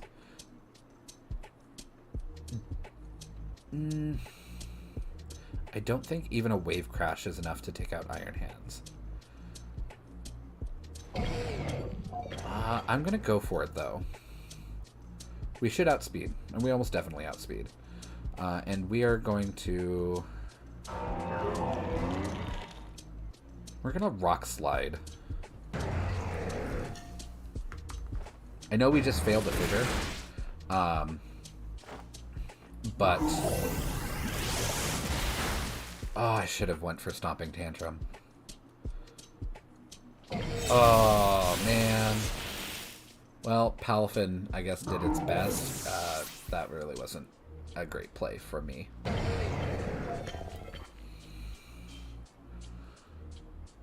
And the one that I really wanted to hit avoided it. Okay. Well, we outlasted their Tailwind, so that's nice. I don't think Chi-Yu's gonna outspeed.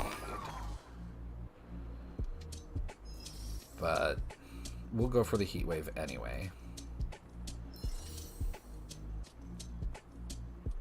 And we'll go for the Stomping the Rock Slide. Just in case. Oh, wow. I didn't go down to Sash.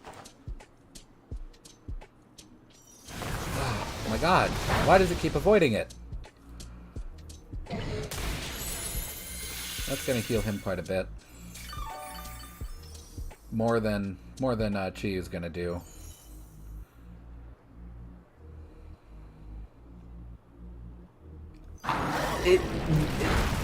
Is this thing wearing like a bright powder or something? Lord, why can't I hit it? Screw it. We are going stomping tantrum into it. God.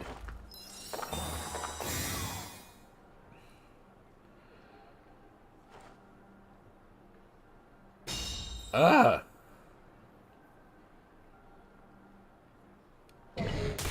And drain punch. Okay. We completely misplayed everything this game. Just absolutely misplayed everything. Yeah, this is not our best game.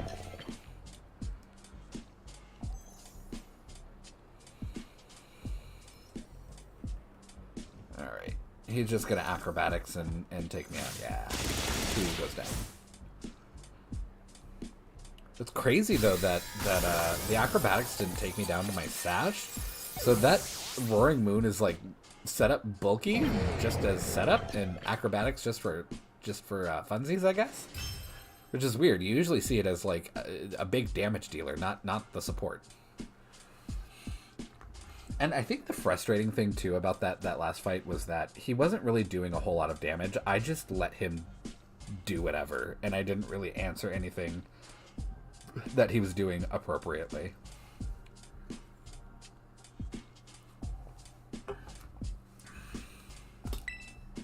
Yeah, continue battling. And we just made it to rank 8, and we already just lost. That's frustrating.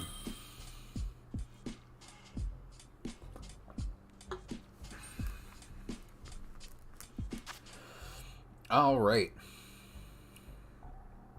Sand team, maybe? Because Tyranitar can set up the sand for Sand Rush, Lycanroc. Sylveon does Sylveon things. Not sure what to expect out of Meowscarada other than maybe Flower Trick. Protean kind of keeps it really versatile. Volcarona, I always want to assume that it's a sweeper, but we've seen time and time again that it's more of a support. It's being more used as a support these days.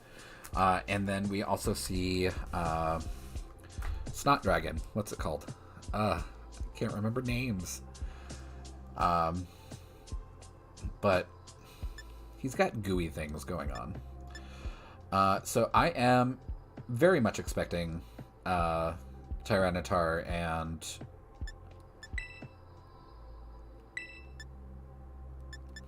I'm gonna send these guys out. Actually, I don't want to. I want to do you second.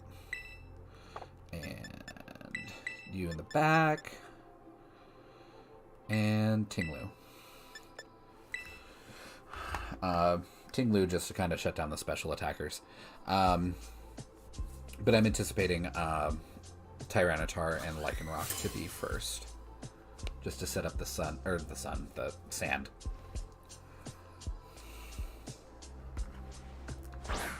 Yep. So it is. It's the first half of a sand team. He really doesn't have anything else to really follow up and take advantage of the sand. Kind of surprised he's not carrying Garchomp.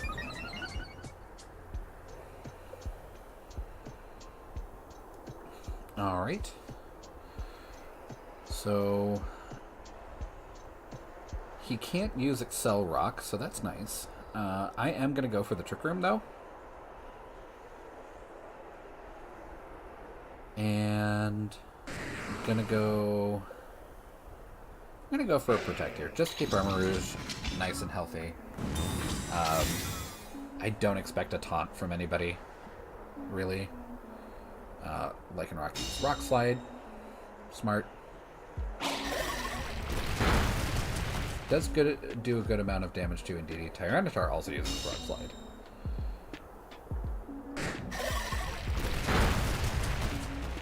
Indeedee just gets beat up. Alright, so now we've got the advantage. Taking some chip damage from that Sandstorm.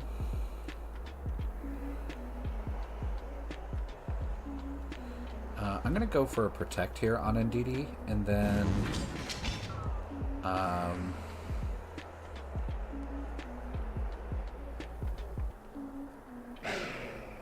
am going to Terra to get rid of my rock weakness, but we could still get a crunch from Tyranitar. But we're going to Energy Ball into Lycanroc.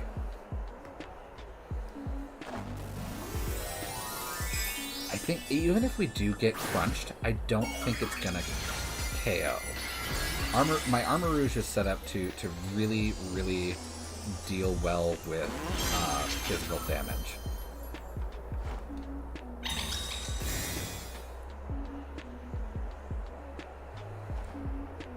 Okay, Tyranitar used Rock Slide.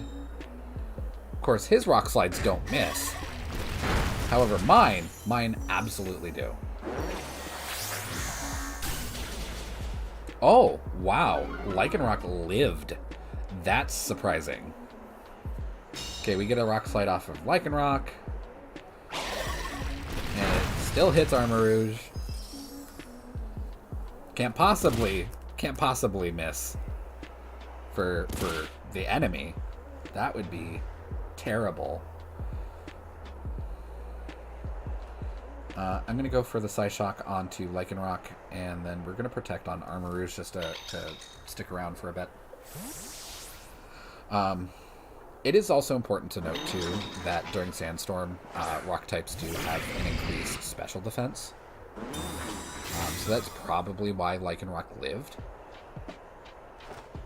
Psyshock's probably not going to do a whole lot of damage. Oh, wow, it did. Goodra, what are you doing?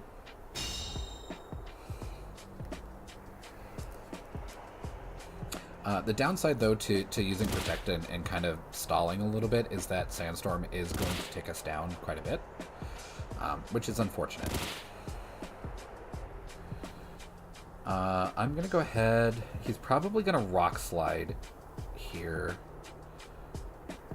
But I'm not going to Protect because I'm just going to take more sand damage. I am going to switch out Armarouge, though. Let's go ahead and go into Ting-Lu just to absorb some hits. Goodra does tend to be a special attacker, so the drop from Ting-Lu will be pretty decent. It does also lower Indeedee's attack, or Indeedee's damage, but I think we can live. Oh, still got the KO. Okay, so it wasn't really enough to really affect Indeedee. But Indeedee should go down to sand here regardless. Okay, we get an Assurance onto Ting-Lu, but I'm pretty sure the Rocky Helmet did more damage than the Assurance did. And we are going to go out for Arcanine. Arcanine is going to be immune to the sand damage with Safety Goggles, which is nice. And we get the attack drop on Tyranitar, so it's a little less scary now. Not that it was really doing a whole lot of damage. I don't think I'm that beefy. But it really wasn't hurting too bad. Let's go ahead. We're going to Snarl here, just to kind of chunk down Volcarona's attack. And I am going to go for the Rock Slide. Okay, Volcarona. Well, I assume Volcarona. Oh, no. Tyranitar finally doing the thing. So he goes flying, which is great for us because he just went flying into a Rock Slide. So, yay for us. He's likely going to Terra Blast here into something. Volcarona uses a Citrus Berry. Oh, he goes for Rock Slide. And that KOs Arcanine. Interesting. Crit on Arcanine. Okay, that's why. Okay, so not only does his Rock Slides not miss, they also crit. Alright. At least, well, we got a flinch, so that's nice.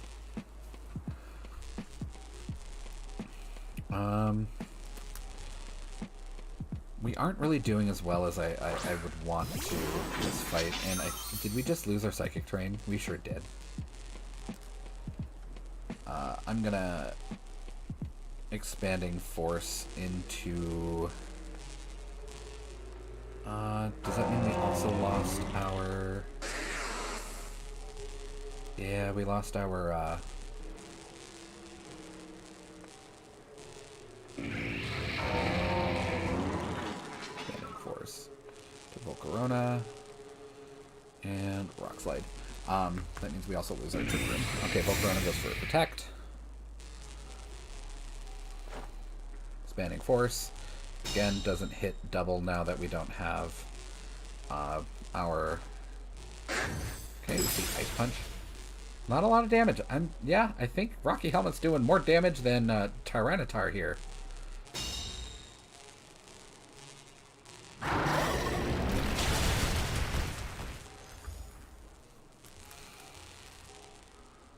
Okay, Expanding Force. I do want to go into that Volcarona. I really, really do. Actually, let's Expanding Force into Tyranitar. We should outspeed and Rock Slide again. Oh, Bug Buzz. Interesting. Not enough to take me out, though. Expanding Force should kill here on the Tyranitar. Thankfully, he did get rid of that Dark type immunity, so that allowed us to somewhat capitalize on it. I did let that Tyranitar run amok more than it should have. But he's down to his last Pokemon, so it's a 2v1 at this point. So we should be okay. Maybe. I don't know. We'll see how it goes. It is Lycanroc, and we don't have Psychic Terrain down to protect us from Accelerock anymore. Excuse me. I am going to go for a Protect here, just to keep Armarouge around. Lycanroc is real hurt. We're just going to go for a Stomping Tantrum to get damage.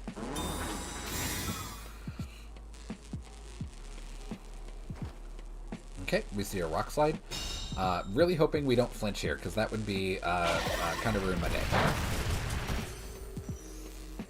Okay, we get the Stomping Tantrum off. Alrighty. I did not play that very well at all. That crit on Arcanine really, really kind of surprised me. I did build my Arcanine to be a little bit tanky, so watching it go down in one hit was kind of shocking. But it was a crit. I am very surprised that all of his Rock Slides hit. Every time. But I was the one that got the flinch with a Rock Slide, so I think we came out ahead. Alright. Let's, do we want to switch to Team 3? I'm going to switch to Team 3, just to see how it does. Team 3 does have very, very heavy special attack. So what we really don't want to see with this team is a Ting-Lu. If we see a Ting-Lu, it's kind of a disaster. We do have Kingambit to take care of Ting-Lu, though. But that's really the only answer. If something happens to our Kingambit, or if it gets burned, we are kind of SOL. But we've got plenty of options to keep it healthy and alive. And we got plenty of damage from Fluttermane, from Iron Bundle, and from Chi-Yu. Although with Team 2, I really was not impressed with Chi-Yu's damage. Which is kind of surprising because you'd think with Beads of Ruin lowering their special defense, plus Chiyu's just ridiculous special attack, that it would hurt a little bit more, but it really didn't. And I find that kind of surprising. I guess it is possible that my opponents just were really specially defensive, but I find that really hard to believe. But we'll go in with Team 3 and see how we do. The basic idea with Team 3 is to have either Amoonguss or Gothitelle keep the sweepers safe as long as possible. Alright, so we see Abomasnow, Slowking, Mudsdale, that's new. Very physically defensive, so not super worried about that one. Murkrow, Iron Bundle, and Chi-Yu. Murkrow probably going to be first to set up the wind. We might then see Murkrow either with Chi-Yu or Iron Bundle. Not a whole lot we can do to really outspeed them. The only thing that we can do is really just disrupt them. So I'm going to go ahead and go into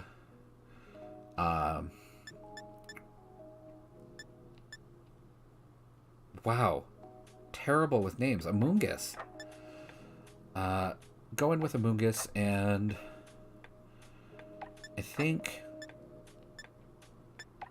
I'm gonna go in with Fluttermane, Chi-Yu in the back, and King Gambit also in the back.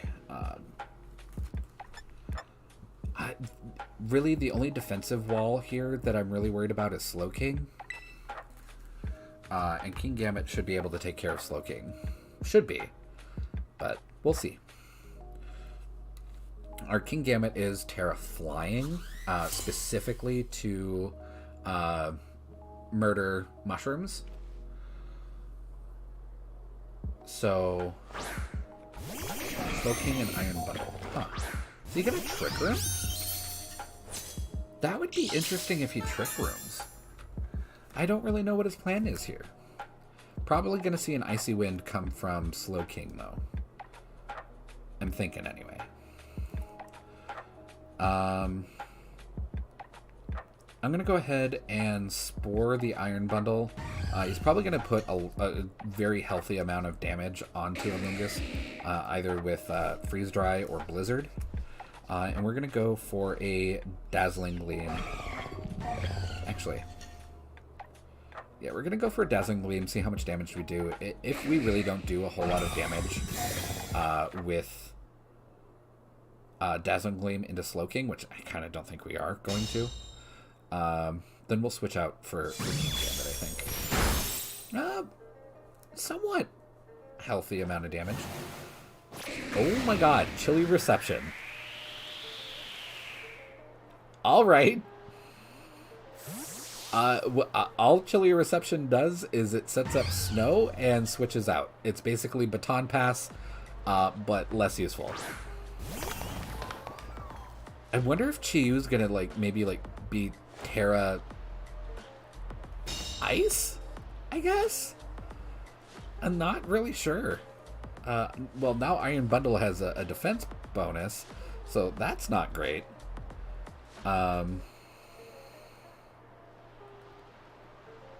Oh, this is not good for Amoonguss.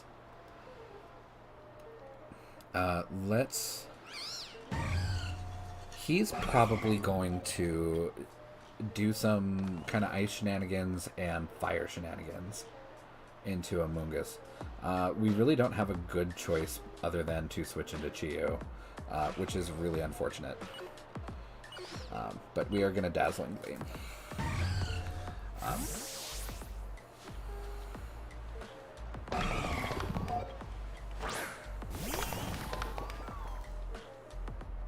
Special defense goes down. I am interested to see what he does. Blizzard. Wow, I hated that animation on Fluttermane. Fluttermane goes down. Kind of hoping to outspeed, but Chi-Yu is pretty speedy. All right. So unfortunately, we don't have anything to keep King Gambit safe. So he's probably going to eat Heat Wave right away. We can Terra into flying mode to get rid of our water weakness, but we introduce an ice weakness. So we're kind of damned if we do, damned if we don't. He can hit both of us with Blizzard and Heat Wave, which is not great for us.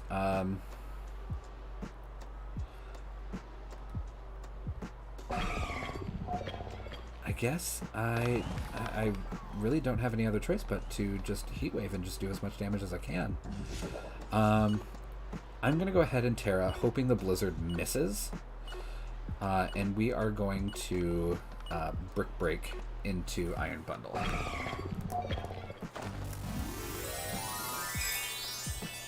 I want Iron Bundle gone.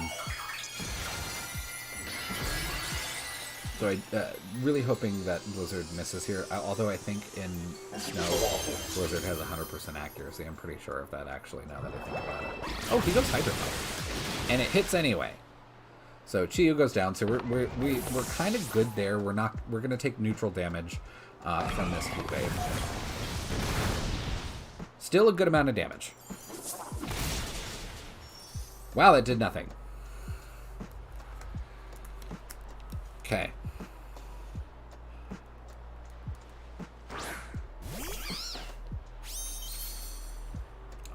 This is not a good fight for us at all. Not in the slightest. I'm gonna go for a Giga Drain just kind of for shits and giggles. I guess we could Sucker Punch here and hopefully get the KO. I doubt we will though, but we'll try. Yeah, that wasn't gonna happen. Okay, Blizzard comes out. It doesn't miss either of us. But again, probably to be expected in Blizzard. I'm fairly certain Blizzard doesn't miss in Snow. And then Chiyu just gets the big bait. We brought the exact wrong team. Absolutely the exact wrong team for their matchup. We basically had all of the ice weakness, all of the fire weakness, and he just had all of the firepower. That was probably the worst loss we've had tonight. Like that was pretty gross. We barely got one of his Pokemon down to half. So that was not great. I'm gonna switch teams. I'm gonna go back to Team 2 because I don't want to be put in that position again. I'm going to have to rework Team 3. Team 3, again, was the one that I kind of gleaned a little bit from... the YouTuber's name from earlier is Moxie Boosted. That's his name. I kind of gleaned it from him. He didn't really set it up. He just had it, like, slightly displayed. And I was like, I'll try it. Yeah, no. I don't like that. I didn't like that. All right, Glimmora, Palafin, Ting-Lu, Amoonguss, Corviknight, and Baxcalibur. Again, super not impressed with Baxcalibur. We're probably going to see Amoonguss lead or Corviknight lead.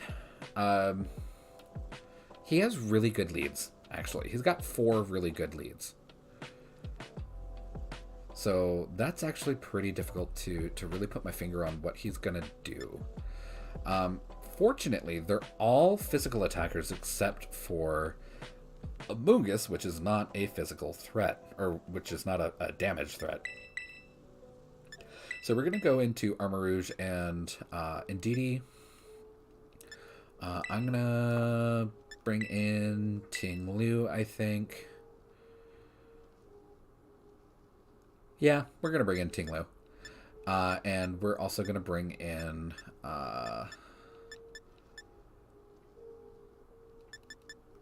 No, I don't want to bring in Palafin. I'm going to bring in Arcanine just for Amoonguss there. Arcanine and Baxcalibur aren't really going to get along very well.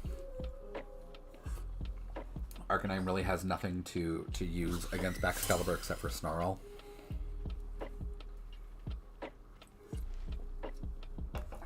So we'll see how that goes.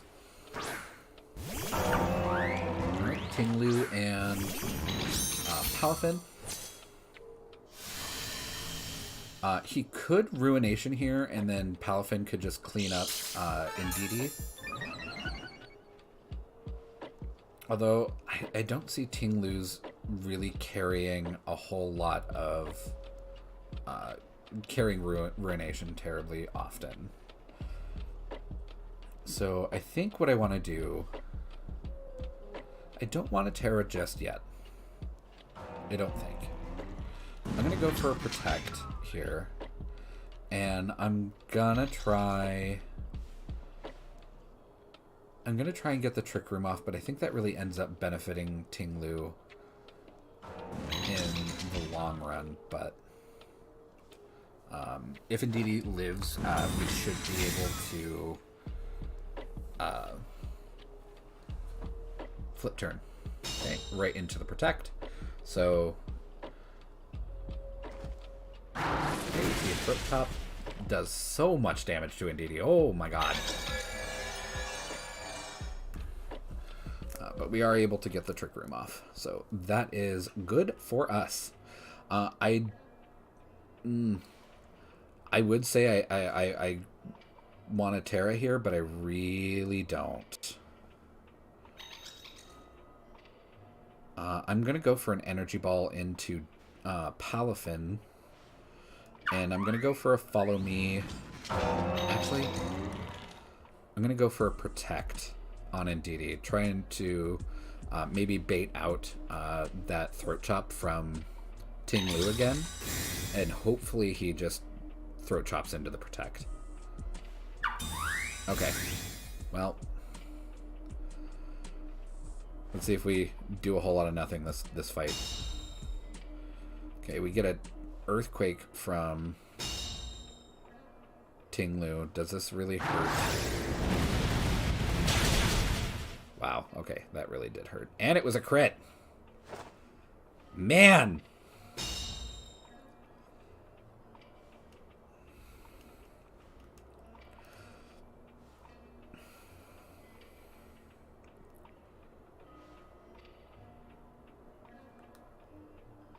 Ugh, this is not going our way again.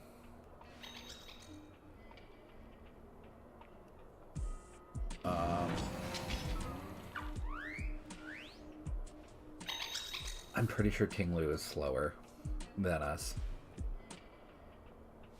If he goes for an Earthquake, it's really not going to matter. I can't Psyshock into him.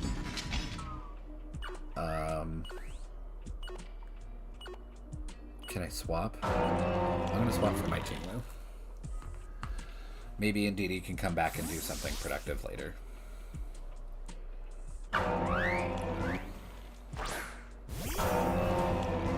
We'll see. Okay, he withdrew. And then we see the deck.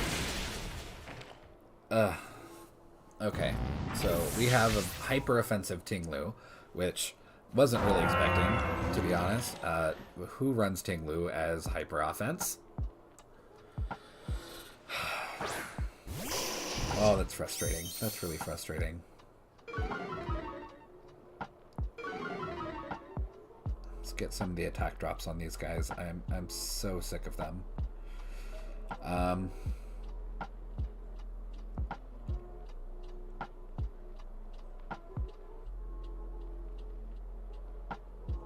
I am gonna burn Ting-Lu, and we're gonna Ruination.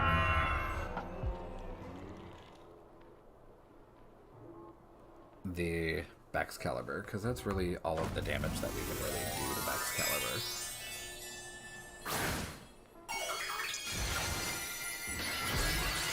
Terra Water.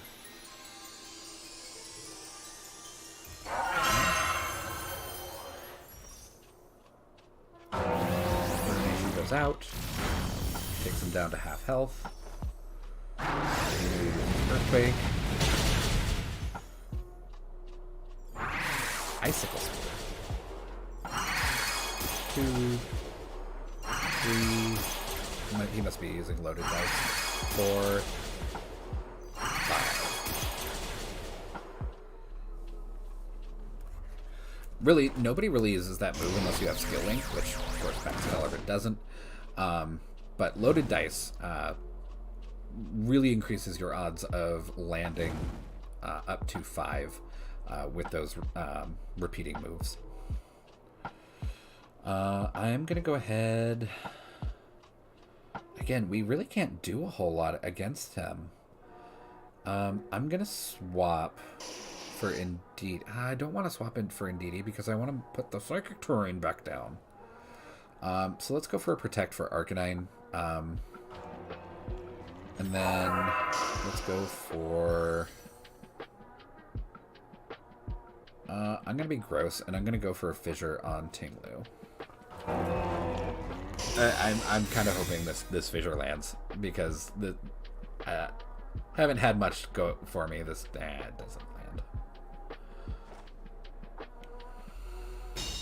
land. But we're probably going to see another Icicle Spear come out, and that Icicle Spear is probably the last.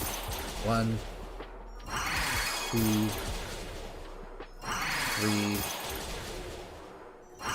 Yeah, that's it.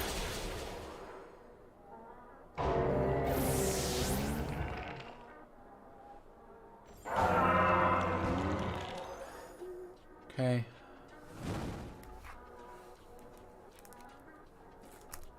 We don't have damage really to win this at all. His Tinglu just went hyper offensive, and we had no answer for it. He kind of murdered my primary sweeper right off the bat, so couldn't really do anything about it.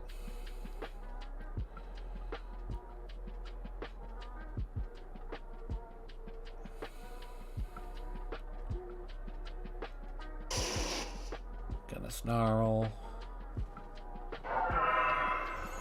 We are going to Psyshock into Baxcalibur. Just nothing. No damage. Wave Rush. Doesn't get the KO on Arcanine. That's surprising.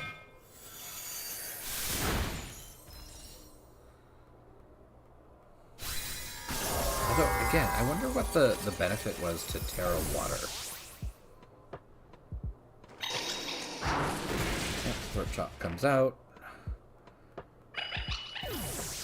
That's crazy to me that his Tinglu is offensive. I mean, technically, I guess ours is too, but I didn't really build him that way. I built him to more deal either chip damage or just consistent amounts of damage. We're just gonna run. I just want to get to the next battle. I'm a little salty about this one.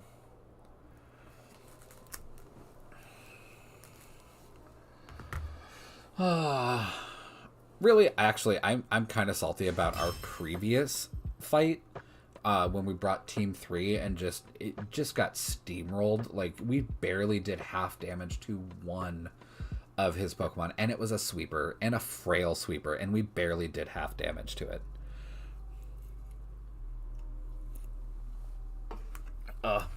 Okay, whatever. Let's go.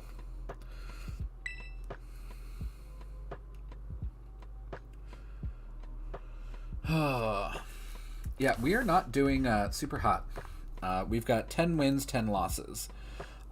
Compare that to last season. I think we were at like something like 23 wins and 11 losses or something like that. So we are not doing very well this season.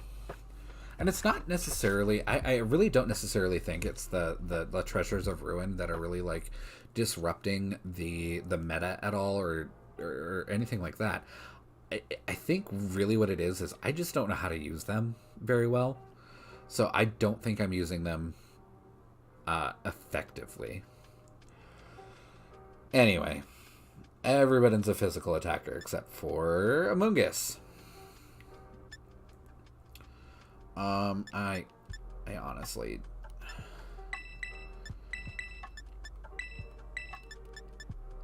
don't care.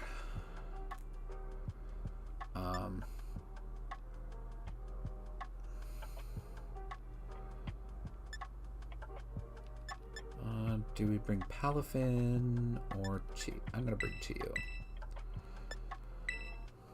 I'm disappointed in you, Ting-Lu. You're not doing the greatest. You're kind of disappointing me.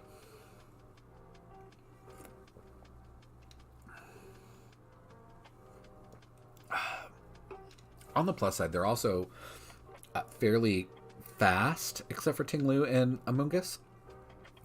So I'm hoping I will be able to get Trick Room down and start sweeping with Expanding Force. But I don't know. Maybe Expanding Force really isn't a great strat with the Treasures of Ruin being Dark type, but I just anticipate them to Terra to Poison, because that just seems to be the popular thing to do. But again, why would you Terra Poison in looking straight into the eyes of two Psychic types? You know what I mean?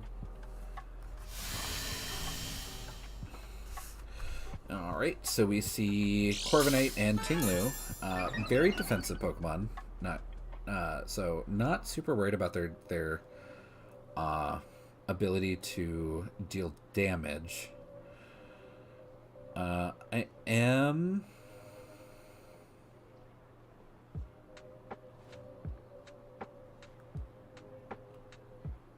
gonna switch.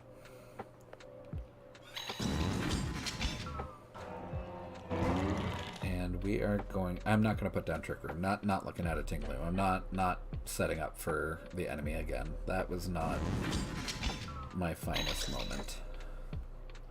But we are going to protect, just to keep Indeedee alive a bit, I think. I'm kind of anticipating either a bulk up or an iron defense from Bird Friend. And Ting-Lu really could do anything. He could fissure. Who knows? Okay, we see Tailwind. So Trick Room probably wouldn't have been a bad idea. I really wasn't thinking he was going to Tailwind at Ting-Lu.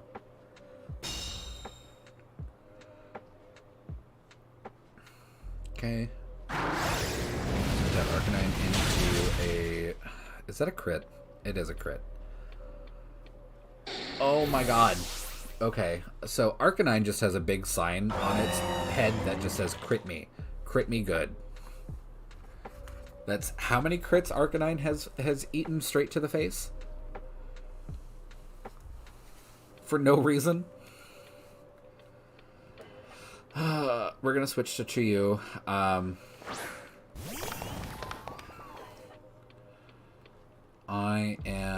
going to open with Heat Wave.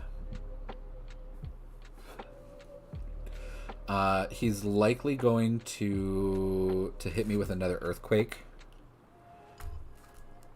which I'm okay with. If he brings me down to my Sash, that should be okay. And we're gonna go for a Trick Room. Iron Head, that's fine. Ting-Lu used Earthquake.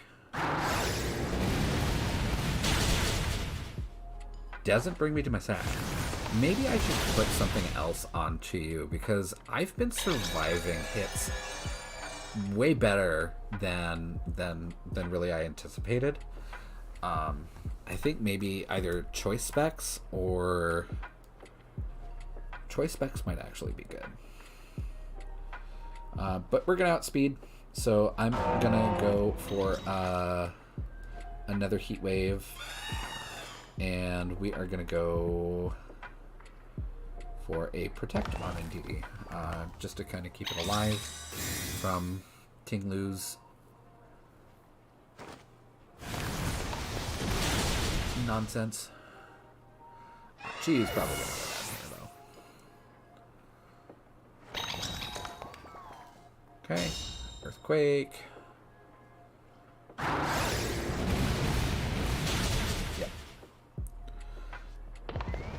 Fainted.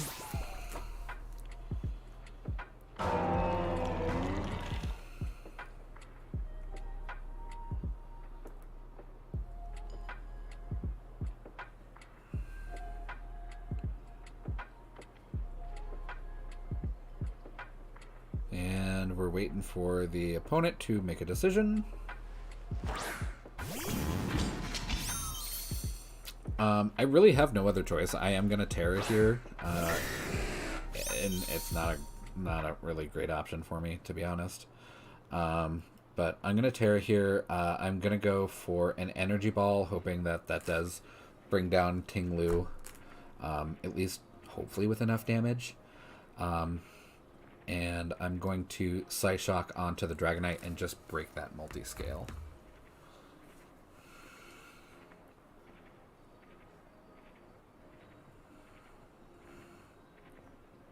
So we'll see how this turn plays out.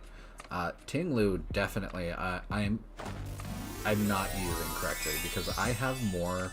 It seems like my enemy gives me way more trouble with Ting Lu than I give the enemy with Ting Lu, if that makes sense. I maybe had like maybe 1 or 2 games where my Ting Lu was just not, you know, not a non-issue. Please take it out. God, why?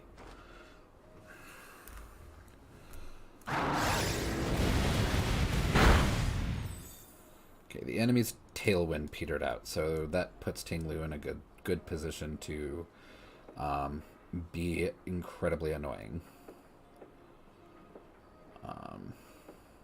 Let's go ahead and Psyshock it.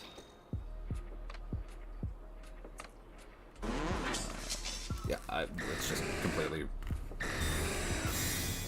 redo what we just did. DDU Psyshock, it hits the Protect. Please go down. Thank you. God. Ting Lu makes me miss Toxic. And just being able to throw Toxic around willy-nilly. And it might also, it could be worth investing in creating a Toxic user like Clodsire, but because the tanky treasures will go Terra Poison so frequently that it's almost not even worth the gamble. Even though I've not once seen that tonight, so maybe I'm just kind of misinformed. We no longer have Psychic Terrain down, which is unfortunate. But we're going to go to Expanding Force into Gyarados, and Dragonite is going to eat a Psyshock. Okay, let's see. Probably on Gyarados. Oh, Dragonite. And Dragonite goes normal for extreme speeds. But we no longer have the protection of Psychic Terrain, so that's unfortunate. So we're going to see probably extreme speed go out on Indeedee. Oh no, Armarouge. Okay, well, that was the safer of the two that he could have attacked. I anticipate this doing quite a bit of damage. Okay, yeah, that was a healthy amount of damage. Expanding Force into a Protect, so not our greatest. And Dimensions turn back to normal, and I'm just, yeah, we're not winning this. All right. That does drop us back down to rank 7, which I'm super not thrilled with. And that also puts our losses at a higher count than our wins. I think I am going to call it here, though. I'm getting a little salty, and I'm kind of not enjoying this. I really want to revisit my team builds and kind of start over from scratch. I do really like the Indeedee Armarouge team up, but with the Treasures of Ruin just not terrassalizing into anything other than dark, it really is kind of not helping. Oops. Gonna go ahead and put it to sleep so that it doesn't match me with somebody. But I just, yeah, I'm just not enjoying it tonight.